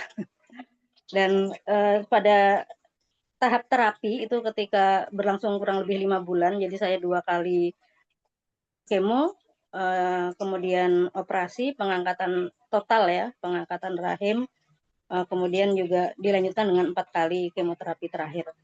Nah, kemudian ini tahapan remisi. Jadi terakhir itu Juni 2024, sekarang sudah bulan lewat Juni tahun kedua gitu. Nah, ini yang terjadi di masa saat ini ya.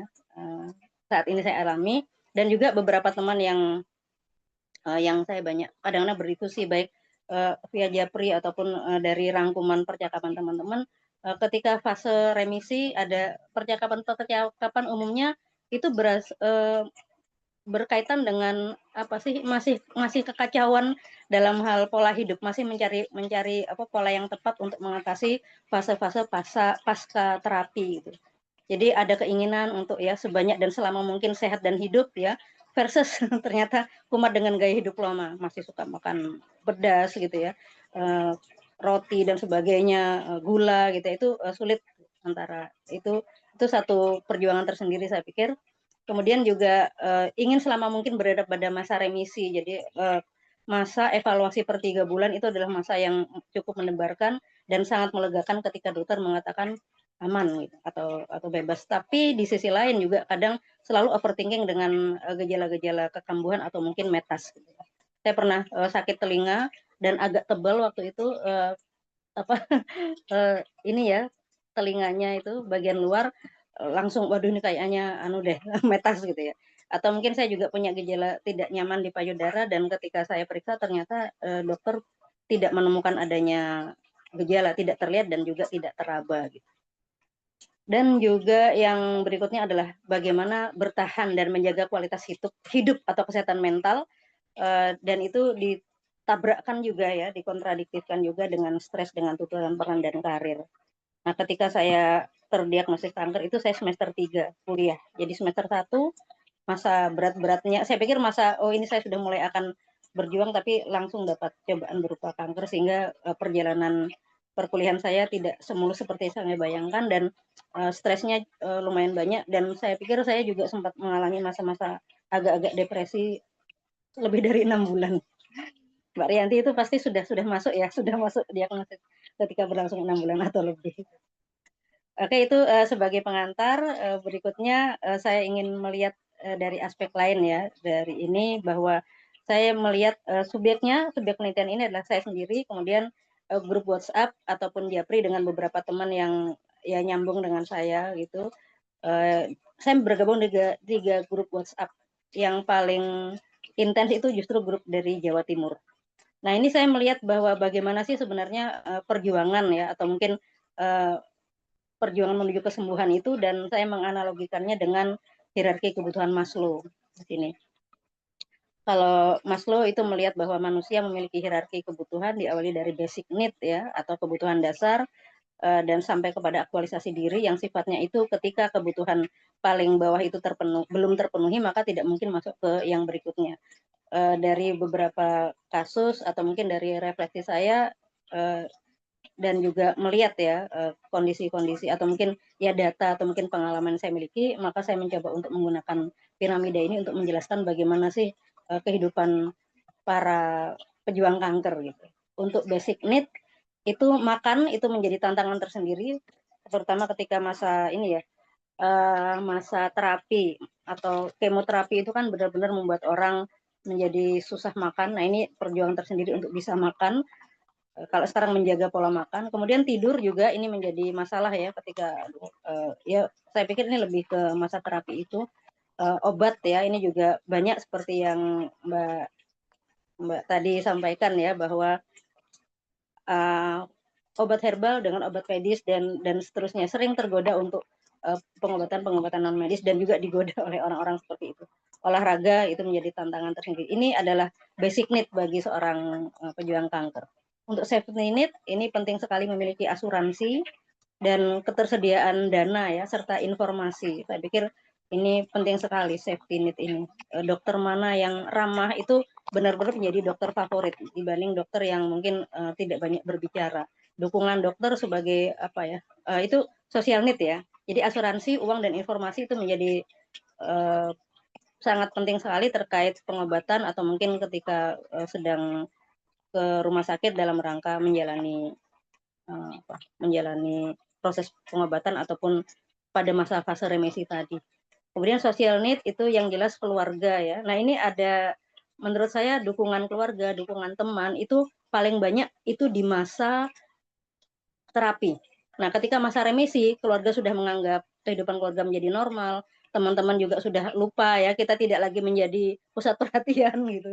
Sehingga dukungan komunitas tuh menjadi penting. Jadi orang ya udah selesai, padahal kan kecemasan ini masih ada itu. Rasa sakit masih ada, penyesuaian diri terhadap kondisi fisik, apalagi stres yang overthinking dan sebagainya itu masih terjadi, sehingga social need itu sangat diperlukan ya, bahwa perlunya ada komunitas. Kemudian kaitannya dengan harga diri, ya citra diri itu saya pikir ada apa ya, ada kebanggaan gitu pada kami yang berjuang. Ada citra diri yang lebih positif ya dari sisi wah saya sudah melalui semua ini. Kemudian lebih produktif karena selama ini waktu ibaratnya hidup itu berjalan sebagaimana adanya. Nah, ketika sudah mengalami kanker itu Tuhan memberikan lampu kuning, saya harus lebih produktif gitu. Saya harus lebih banyak berbuat sesuatu karena di fase-fase yang terberat saya tidak berpikir bahwa masa depan itu tidak berpikir bagaimana 5 tahun ke depan, 10 tahun ke depan, tetapi ada suatu kata-kata yang benar-benar nancap di hati saya, lakukan apa yang bisa dilakukan hari ini, tidak perlu memikirkan hari esok.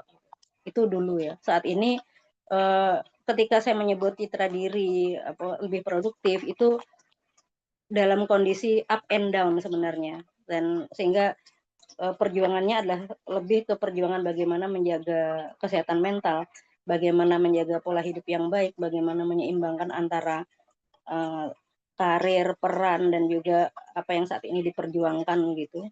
Dan memang kondisi-kondisi berat ini yang sedang dialami ya. Kalau dulu mungkin fluktuatif sekali di masa terapi, kalau di masa diagnosis itu benar-benar wah aku sebentar lagi mati dan langsung sepertinya besok mau umroh kayak gitu. Rasanya sangat religius sekali ya, karena benar-benar ketakutan. Nah, ketika di masa pengobatan itu benar-benar support itu banyak, serta masa-masa yang paling produktif saya pikir ya, ketika masa terapi. Jadi nggak tahu manusia itu mungkin perlu untuk selalu diingatkan. Religiusitas juga meningkat pesat di masa itu. Nah, setelah fase remisi ini ketika semua yang lelah yang melelahkan, yang memberatkan itu sudah berlalu, justru saya pikir perjuangannya adalah di sini.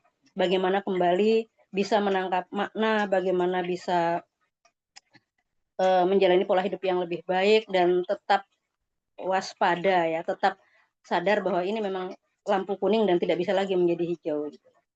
Seperti itu. Berikutnya adalah slide yang menjelaskan apa yang saya narasikan tadi sih, sekedar ini contoh ya, jadi mungkin bisa dibaca dan seterusnya tadi sudah. Berikutnya saya pikir cukup ya, dan mungkin ke kata akhir ya, remisi dan titik akhir. Saya pikir ini saya berada di fase ini, tidak tahu ya kalau memang ada nanti kekambuhan atau apapun, berarti kan balik lagi ke masa diagnosis itu tadi. Bahwa hidup di masa remisi ini merupakan perjuangan yang saya pikir lebih terindividualisasi. Jadi perjuangan sendirian ya, memang ada suami, ada anak, ada teman, tapi saya pikir perjuangan ini adalah lebih personal lagi ke diri kita, bagaimana kondisi-kondisi ini ya, dan pejuang kanker adalah salah satu orang yang terkategori sebagai seorang disabilitas ya, sementara semua kehidupan harus kembali normal, tuntutan-tuntutan pekerjaan, peran-peran sebagai ibu, saya juga punya anak 3 yang usianya masih kelas 1 SD, kelas 4 SD, dan kelas 5 SD, dan itu cukup melelahkan fisik dan mental. Kemudian saya pikir ini isu serius banget ya, kesehatan mental ketika orang misalnya belum menemukan komunitas, belum menemukan perjalanan spiritualnya, itu menjadi isu serius terkait dengan bagaimana pola hidup itu menjadi berubah, gaya hidup itu menjadi harus lebih baik ya, dan itu jadi taruhan gitu. Kemudian juga kaitannya dengan aktualisasi diri, makna hidup ya, menjadi makna diri dan makna hidup menjadi tujuan saat ini, bagaimana mengisi sisa hidup yang ada, serta menghadapi kesiapan titik akhir ya.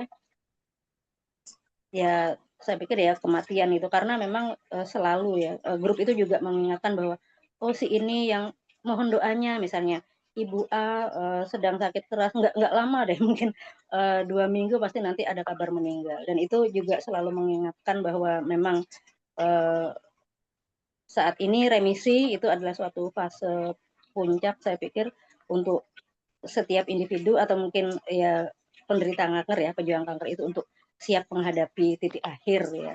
Dan itu seperti bayangan yang selalu melekat di sepanjang badan.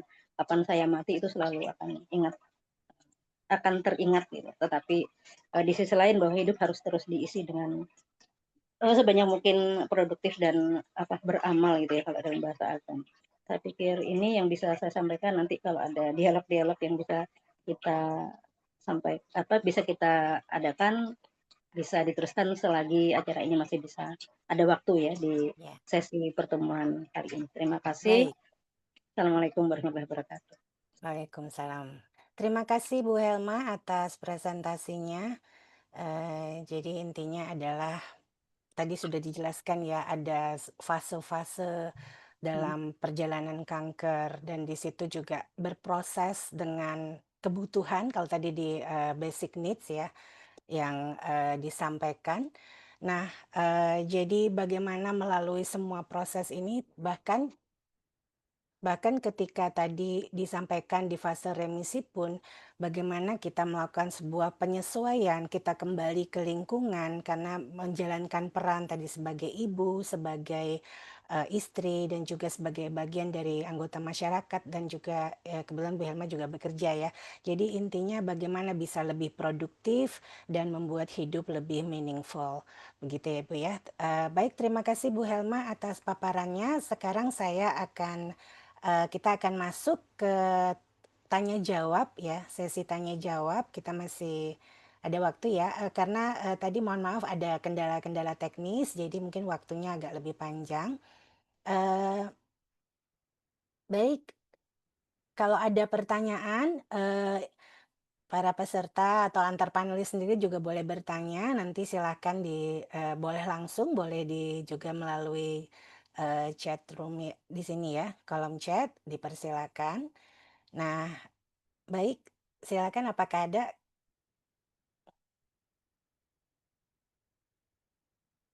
Oke, kalau mungkin saya dulu yang memulai ya untuk pertanyaan. Ini saya tujukan kepada panelis yang pertama ya, tadi tentang kanker bukan akhir segalanya. Ini kisah yang inspiratif karena saya yakin banyak sekali para pejuang kanker yang di luar sana yang sangat inspiratif mendapatkan sebuah refleksi dari sebuah apa yang dialami itu menjadi sebuah perjalanan yang bisa di-sharingkan. Karena memang support group itu dibangun dengan saling sharing, saling berbagi informasi, berbagi pengalaman, sehingga mereka saling menguatkan satu dengan yang lain. Itu juga yang saya pelajari dari pasien kanker yang dalam riset kami, begitu ya, dalam kegiatan-kegiatan volunteer dan sebagainya. Mungkin pertanyaan saya kepada Ibu Rahmi ya. Nah, di sini kan mungkin bisa sedikit saya tertarik nih dengan program online ya. Ibu melakukan program online pelatihan self healing. Nah, ini mungkin bisa di-sharingkan seperti apa gambaran programnya begitu ya. Lalu misalnya kalau ada yang ingin bergabung seperti apa, ini kan mungkin sudah juga dijelaskan ya di Instagramnya dan sebagainya, tapi mungkin melalui media ini apakah mungkin bisa dijelaskan dulu seperti apa program online ini, tujuannya dan juga pelaksanaannya seperti apa. Silakan Ibu Rami. Ya, terima kasih Bu Rianti. Jadi program online ini asal mulanya karena saya mendapatkan perubahan hidup setelah saya melakukan latihan program self healing sendiri di Bandung. Cuman kan ke Bandung itu nggak semua orang bisa, karena di sana itu harus stay 28 hari minimum. Khusus yang kanker bahkan bisa sampai 3 bulan, kakak saya dulu setahun. Saya bersyukur cuma 2 bulan karena saya sudah di medis dulu sebelumnya. Tapi pemulihan efek samping pengobatannya itu 2 bulan, 2 kali 28 gitu. Itu sebetulnya saya udah sembuh ya. Jadi saya ngerasa ternyata dari pengalaman saya menjalankan program self healing itu dihandle dokter juga, cuman beliau lebih combine sama traditional Chinese medicine. Kan kalau kedokteran timur tuh lebih holistik gitu, beda sama kedokteran medis ya, yang cuman simptom diobatin gitu, tapi nggak akar. Tapi Kalau pengobatan timur kita lihat di India, kita lihat di China, atau mungkin di Jepang, itu lebih holistik, menyeluruh mind, body, soul-nya dibedah gitu. Nah, dari pengalaman saya menjalani self healing, saya ternyata jadi ngerti tubuh kita tuh demikian luar biasa gitu. Kita udah dikaruniai lengkap sekali oleh Tuhan, udah ada perangkatnya gitu. Kita kalau di kedokteran medis nyebutnya homeostasis. Ketika kondisi tubuh kita homeostasis, selaras semua sistemnya, apapun penyakit, mau virus, mau bakteri, mau apapun, even kanker, even penyakit-penyakit berat, itu dia akan bisa balik. Jadi kalau kita ini homeostasis itu keseimbangan ya. Ketika ada sesuatu, let's say virus lah, atau sel kanker, dia akan ada polisinya gitu yang memerangi itu. Tapi karena gaya hidup yang serampangan, itu kita udah nggak homeostasis lagi tuh. Kita udah mulai miring. Kanker tuh mungkin udah begini. Makanya perlu pengobatan yang sangat keras ya, pengobatan untuk balikin lagi. Nah, tapi apapun bentuk pengobatan, penyembuhan itu adalah respon tubuh kita. Jadi dokter saya, guru saya juga di Darmais, Dr. Santo, beliau praktek di Darmais, tapi juga belajar ilmu self healing. Beliau bilang pengobatan itu tanggung jawab dokter dengan keilmuannya. Nah, pasien juga punya tanggung jawab loh, itu penyembuhan. Jadi penyembuhan itu apapun semuanya self healing dari diri kita. Nah, itu harus bekerja sama berbarengan. Nah, dengan pengalaman saya belajar self healing, saya tahu ternyata kunci penyembuhan ya, bukan pengobatan ya, itu adalah gaya hidup. Gaya hidupnya tadi itu 8 aspek. Nah, jadi di 30 hari itu, dan itu gaya hidup tuh nggak lain satu-satunya cara, hanya mengubah kebiasaan, nggak ada cara lain. Jadi kita jatuh sakit adalah pola hidup yang bertahun-tahun kita lakukan, yang tanda kutip salah, akhirnya kita jatuh sakit gitu. Nah, untuk mau sembuh logikanya ya dirubah semua kan. Nah, itu nggak bisa cuman yang, oh ya tahu sih, oh, harus makan atau harus ada, ya tahu sih, tapi nggak action. Nah, membangun actionnya itu harus pakai kebiasaan rutin. Jadi saya bikin polanya itu 30 hari karena ada satu penelitian, sebuah action itu akan menjadi habit ketika dilakukan berturut-turut 28 hari. Jadi saya lakukan di 30 hari, itu perubahan. Jadi kita nanti akan ada grup WhatsApp-nya, semua masuk di grup WhatsApp, saya membatasi satu batch itu 50 orang. Terus udah gitu, di situ nanti ada Zoom mingguan.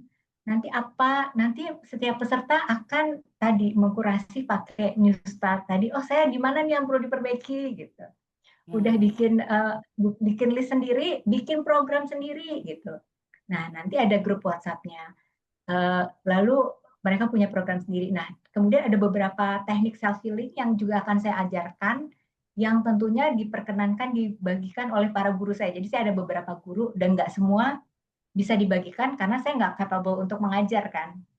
Jadi yang saya memang diperkenankan untuk diajarkan, saya bagikan. Nanti teman-teman melakukan juga setiap hari, 30 hari, nanti ada checklistnya, kisi polling, bikin laporan gitu.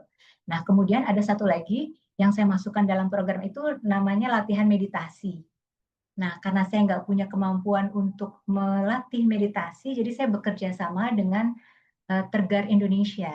Itu teknik meditasi dari Tibet yang sekuler loh. Jadi dia ada memang yang Buddhismnya, tapi dia ada program yang sekulernya yang memang untuk masyarakat tanpa mengenal latar belakang agama atau apapun.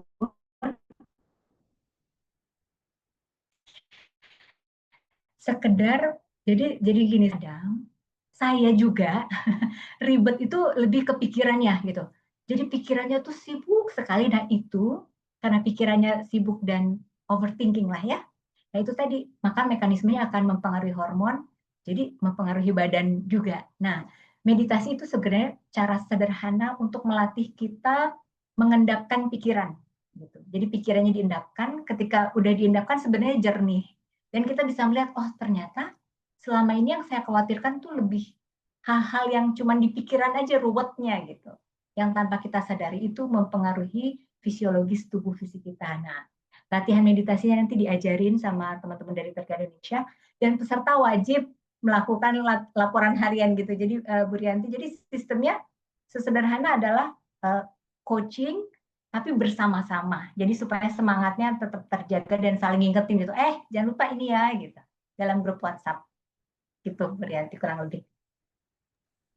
Wah, luar biasa nih Bu Rahmi, refleksinya ya dan juga apa yang Ibu lakukan untuk mengubah behavior ya Bu ya, perubahan perilaku itu kan butuh proses melalui proses coaching tadi dan juga ada support group system itu yang saling menguatkan sehingga mereka bisa saling sharing ya, bisa saling ya, mungkin saling mengingatkan juga yang lain ya, Iya, betul. sharing-sharing untuk perubahan perubahan perilaku yang dilakukan. Oke, kalau dari Bu Rami sendiri perasaannya bagaimana ketika bisa men-sharing-kan itu? Mungkin singkat saja ya Bu. Ketika sudah Rasa melalui proses ini ya Ibu bisa men-sharing-kan apa yang Ibu hmm, rasakan saat ini? justru tadi yang saya tadi jelaskan di belakang ya, saya jatuh sakit karena obses bisnis, sangat egoistik, mikirinnya diri sendiri aja. Nah, begitu saya mulai mikir ke orang lain, mulai dari buku, mulai dari IG, mulai dari macam-macam, itu ternyata semuanya balik ke saya lagi gitu. Jadi ketika guru saya ini ngajarin ilmu bagus banget sih. Indonesia tuh terkenal dengan terima kasih kan ya. Jadi begitu udah kita terima, kita mendapatkan kebaikan, itu jangan stop di situ. Kita lanjutin lagi kasih. Nah, begitu dikasihnya itu tuh langsung berlipat-lipat, bergulir untuk kebaikan kita dan mungkin juga buat kesehatan saya sih. Sampai sekarang Iya. saya alhamdulillah aman. Iya, luar biasa Bu Rami. Jadi kayak seperti feeling abundance ya. Feeling abundance. Oke, terima kasih Bu Rami. Ya, Mungkin betul. atas paparannya ya. Ya, Baik, apakah ada penanya yang lain? Silakan. Silakan kalau saya peserta. boleh bertanya ke Mbak Dewianti nggak? Ya, silakan Ibu langsung ya. Saya ingin bertanya ke Bu Dewianti ya, kalau nggak salah itu kan beliau topiknya soal wanita pekerja ya, kalau nggak salah ya. Bu Dewianti apa Bu Helma yang wanita pekerja ya? Kayaknya Bu Dewianti ya. Bu Dewianti ya. Oke. Jadi saya mau tanya gini, kayak saya kan dulu berwirausaha. Jadi ketika saya didiagnosa kanker tuh saya bukan gampang sih. Jadi saya langsung oke, lepas aja semua jebret gitu kan. Orang bisnis saya sendiri kan. Memang turun sih, udah aja stop itu semua dari nol gitu. Cuman pada titik itu saya sadar, oh ini mana yang prioritas? Kan selama ini prioritasnya cari uang, gitu pokoknya kesuksesan macam-macam. Tapi ternyata prioritas saya itu yang bikin saya jatuh sakit karena obsesi gitu. Jadi ketika kanker datang, oh oke, ini berarti prioritasnya udah kesehatan naik. Jadi saya lepasin tuh dulu bisnis. Cuman karena saya bisnis kan gampang ya. Tapi begitu misalnya yang karyawan yang punya tanggung jawab, apalagi guru kalau nggak salah Ibu Dewi tadi kan, pasti punya tanggung jawab sama pendidikan anak-anak dan lain-lain. Nah itu gimana ya dinamikanya? Ya, silakan Ibu Dewi menanggapi pertanyaan dari Ibu Rahmi. Jadi intinya bagaimana dinamika Ibu, semua orang punya prioritas yang berbeda begitu ya, apalagi ketika mengalami kanker. Nah, Ibu Dewi ini berproses sebagai wanita yang bekerja, bahkan beliau sangat menikmati ya, karena banyak juga support dari siswa begitu ya, merasa lebih happy dan tadi silakan Ibu Dewi mungkin mau menanggapi pertanyaan dari Ibu Rahmi.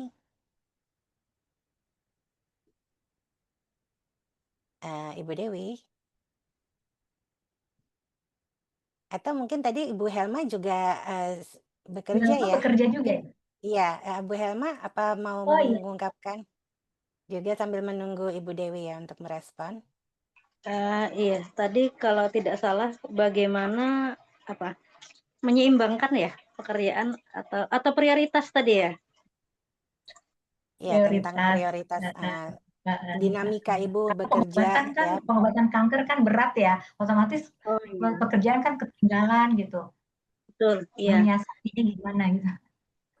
Iya, saya waktu menjalani masa pengobatan itu off semuanya, jadi saya hanya bisa menjalankan apapun yang saya bisa gitu.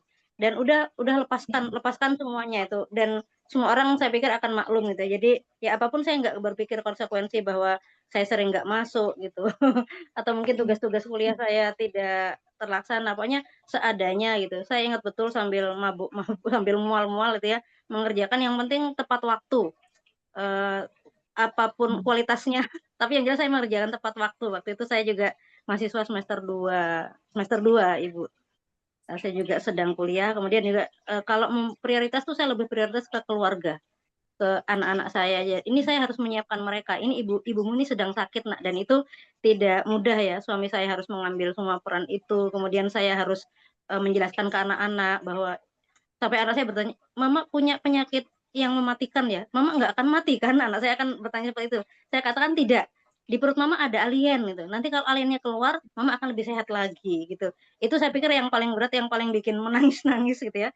Tetapi pekerjaan itu menjadi tantangan. Ketika saya sedang sehat, saya harus mengejar itu pekerjaan, kemudian juga juga tugas kuliah saya ya. Saya juga bekerja, saya juga kuliah, dan bertemu dengan mahasiswa itu seolah-olah suatu bentuk healing, saya pikir. Bahwa saya harus lebih produktif gitu, tapi saatnya saya harus istirahat. Kan kemo seperti itu ya Mbak Rahmi ya, saat kemo kita nggak bisa ngapa-ngapain, udah dekat dengan Tuhan ya, merasakan sakit, dekat dengan Tuhan. Tapi ketika di luar sana bertemu dengan orang-orang banyak, itu adalah bentuk healing juga. Saya bisa, apa yang bisa saya lakukan hari ini gitu. Bahwa apa yang bisa lakukan hari ini, karena hitungan bagi seorang penderita kanker waktu itu yang saya alami, saya persepsikan adalah saya harus hidup untuk hari ini, besok tidak usah dipikir. Hidup untuk hari ini saja itu sudah bagus gitu waktu itu ya. Kalau waktu sekarang ya saya lebih banyak mengisi bersyukur saya sudah diberi kesempatan hidup yang kedua gitu. Sehingga mengejar semuanya memang menjadi lebih berat, tetapi dan banyak ketinggalan itu ya. Naik pangkat nggak saya urus gitu, tugas-tugas administratif juga ketinggalan, ya udah sambil jalan aja toh. Dan saya nggak boleh stres, intinya seperti itu. Saya nggak mau stres, saya tidak mau kehilangan waktu tidur saya seperti itu, sehingga terlambat ya sudahlah gitu, itu konsekuensinya dan tidak apa-apa. Saya pikir ini suatu proses resetting, suatu proses saya bermula lagi untuk menjalani hidup yang lebih bermakna dan lebih bagus dibanding ketika saya belum dijewer Tuhan ya. Seperti itu Mbak Rahmi, terima kasih. Terima kasih Bu Helma. Iya, Baik Ibu terima kasih. Dewi, Bu Dewi, apakah suaranya sudah muncul? Kedengaran nggak ya?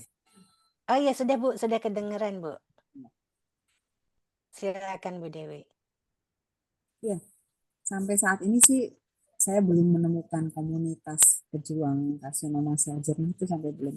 Kalau untuk karsinoma sel jernih yang ginjal memang ada, karena mayoritas atau kanker ginjal itu biasanya clear cell. Tapi kalau ovarium belum ada dan memang sangat sedikit. Biasanya menurut jurnal yang saya baca itu banyak kan orang Asia, tapi di Asia sendiri malah nggak ada. Ada satu, saya pernah lihat vlog, tapi itu orang Eropa dan nggak jelas, itu cuma dia hanya menjelaskan perjalanan dia kemo doang dan lain-lain gitu. Belum terstruktur, belum tersistem, belum rapi. Jadi semoga nanti ada komunitas karsinoma ini, karena beberapa kali saya lihat pasien itu bingung dengan penjelasan dokter. Kadang teman yang sesama penderita itu lebih jelas malah. Gitu. Baik Bu Dewi, tadi pertanyaannya bagaimana Ibu menyesuaikan dengan prioritas, karena Ibu kan juga bekerja ya, dan juga sedang menjalankan pengobatan seperti itu. Bagaimana prioritas dalam bekerja itu yang ditanyakan oleh Ibu Rahmi? Silakan Ibu. Ini saya balas yang di balas ya, oke. Baik. Kalau prioritas sebetulnya waktu saya menderita paling parahnya itu yang sampai HB rendah dan pingsan itu, saya kebetulan sedang menempuh studi lanjut sambil kuliah, sambil kerja. Tapi untungnya waktu itu COVID, jadi saya bisa kuliah online. Waktu saya jadi saya justru banyak istirahatnya karena di rumah gitu, sambil ngajar, sambil di rumah, sambil saya masih bisa ikut meditasi karena itu juga membantu waktu itu, sangat membantu. Jadi sebetulnya kalau ditanya bagaimana caranya, saya nggak tahu. Tuhan selalu memberi saya istirahat, tidak, rencananya tuh enak banget gitu. Nah kalau sekarang memang, kalau dulu setiap siapapun minta bantuan saya layani kalau menurut saya sampai sore. Sekarang saya benar-benar setting boundaries terhadap permasalahan mereka. Saya kalau dengerin curhat, saya kadang bisa nyetak, maaf saya sedang sibuk. Kalau dulu saya layanin atau apa, secara emosi juga kita ikut ya kalau mendengarkan itu ya. Terus juga masalah-masalah saya pilih betul-betul masalah yang tidak perlu, pekerjaan yang tidak perlu, itu benar-benar saya pilih. Itu aja. Saya juga berusaha nggak tidur sampai malam, jam 10 udah tutup. Jadi sebetulnya dengan kanker ini memang hidup saya lebih sehat sih, secara pikiran, secara badan, terus ya memang rasanya kayak bawa bom waktu di badan, tapi saya lebih sehat kalau menurut saya. HB Ya, saya bagus, setiap cek darah dokter selalu bilang bagus semua, prima semua. Gitu. ya. Makasih. Baik. Terima kasih Ibu Dewianti atas tanggapannya ya. Jadi intinya dari jawaban Ibu Dewi dan juga Ibu Helma yang tadi kita simak juga ya, bagaimana membuat prioritas atau area domain apa nih yang kita prioritaskan saat ini itu bisa berubah karena dalam kondisi ini adalah kesehatan yang utama, sehingga mungkin yang tadinya fokusnya lebih memprioritaskan seperti tadi pengalamannya Ibu Rahmi ya, memfokuskan pada pekerjaan seperti itu, mungkin kesehatan ya tetap prioritas, tapi yang paling utama saat itu adalah bisnis. Mungkin ketika terjadi sesuatu, dalam artinya diagnosis ini, itu akan mengubah area atau domain kita. Nah, disinilah bagaimana kita membuat skala prioritas itu berjalan, karena ini mengubah perilaku itu memang butuh proses, terutama tadi di fase awal adalah bagaimana bisa tadi ya disampaikan acceptance dulu, penerimaan terhadap diagnosis penyakit. Lalu di situ kita juga akan mengubah apa sih yang menjadi prioritas dalam hal ini, terutama adalah kesehatan, sehingga bagaimana kita hidup dengan value untuk menjadi sehat. Bagaimana sehat itu menjadi penting, karena itu ingin kesembuhan, artinya fit badannya dan sembuh.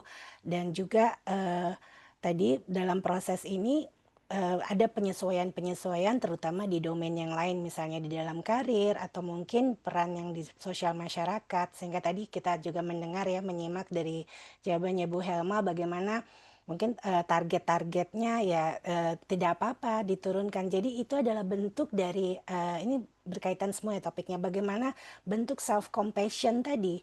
Artinya welas asih pada diri sendiri, bukan mengasihani, tetapi bagaimana kita mencintai diri kita apa adanya, menerima diri kita apa adanya, karena itu ada konsekuensi atau dampak dari kanker, sehingga itu bisa juga mengubah prioritas kita dalam hidup dan bagaimana kita berjalan sesuai dengan values tadi untuk menjadi sehat. Dan disitulah kita membutuhkan tadi ya welas asih pada diri sendiri, tidak apa-apa karena ini adalah yang utama, sehingga mungkin yang tadi goal-goalnya adalah untuk mencapai target tertentu, mungkin sekarang prioritasnya sudah berubah seperti itu ya Ibu ya. Jadi intinya adalah dari topik hari ini banyak sekali inspirasi yang bisa kita pelajari, dan bagaimana tetap berdamai dengan kanker untuk menjadi tujuannya ya kehidupan menjadi lebih meaningful, bisa menginspirasi orang lain, dan tentunya juga tetap mencintai diri Anda sendiri. Mungkin terima kasih, itu saja dari saya yang sudah pemandu agenda kita malam ini. Saya kembalikan kepada Mbak Ira. Ya, terima kasih banyak Mbak Rianti. Boleh kita beri reaction love, pink, penuh warna pink dan big hugs ya. Buat teman-teman, kita kirimkan Terima solidaritas, kasih. empati, simpati untuk semua. Oke, terima kasih. Kita ambil foto dulu ya. Ya. Ambil foto bersama, boleh dibuka kameranya teman-teman. Saya izin mendokumentasikan.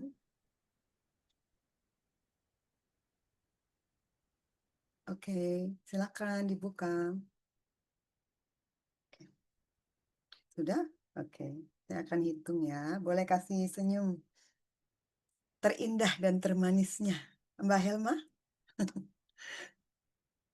Oke, Mbak Wiji. Oke, boleh kasih senyumnya. Mbak Khairunnisa, boleh kasih senyumnya. Mbak Manda. 1, 2. Oke. Iya.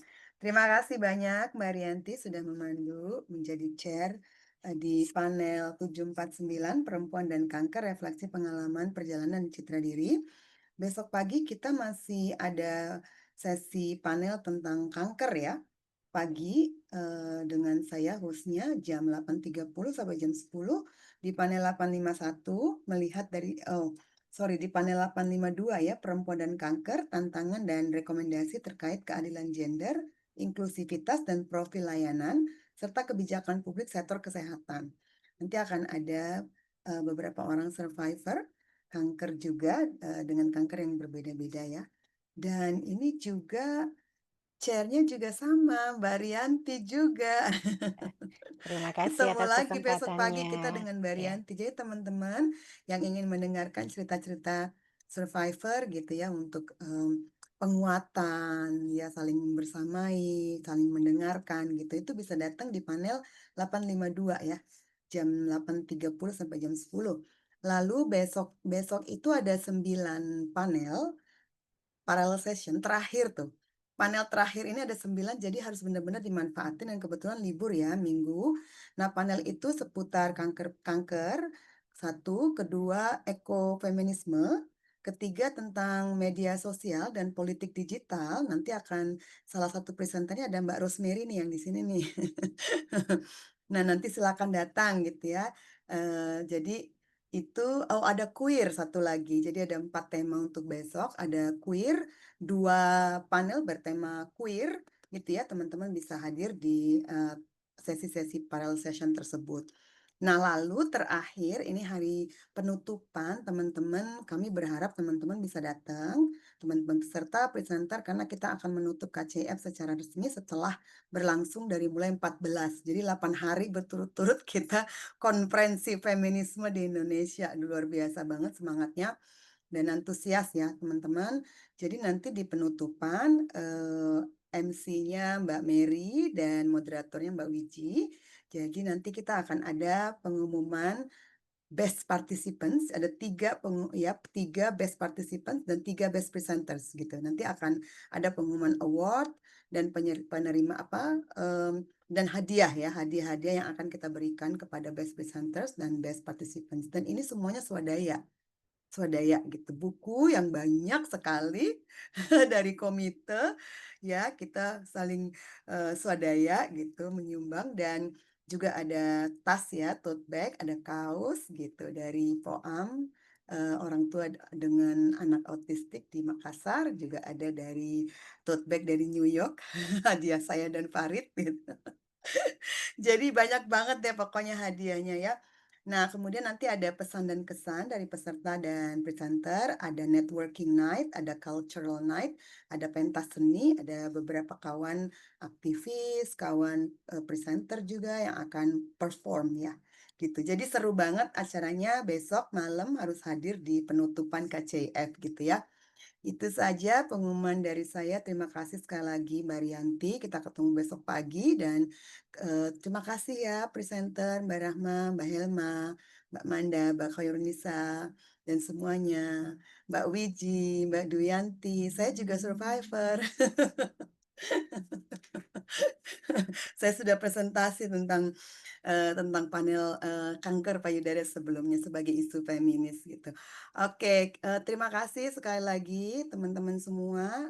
Salam sehat ya, salam solidaritas, salam feminis dan salam KCF semuanya. Kita kasih love lagi terakhir dan big hug.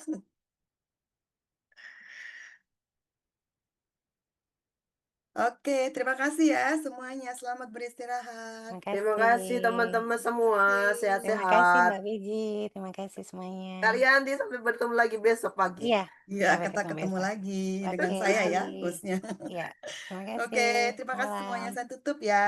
Ya. Terima kasih. Ya. Ini bunyi ya, alarm saya itu apa coba bunyi tamoxifen.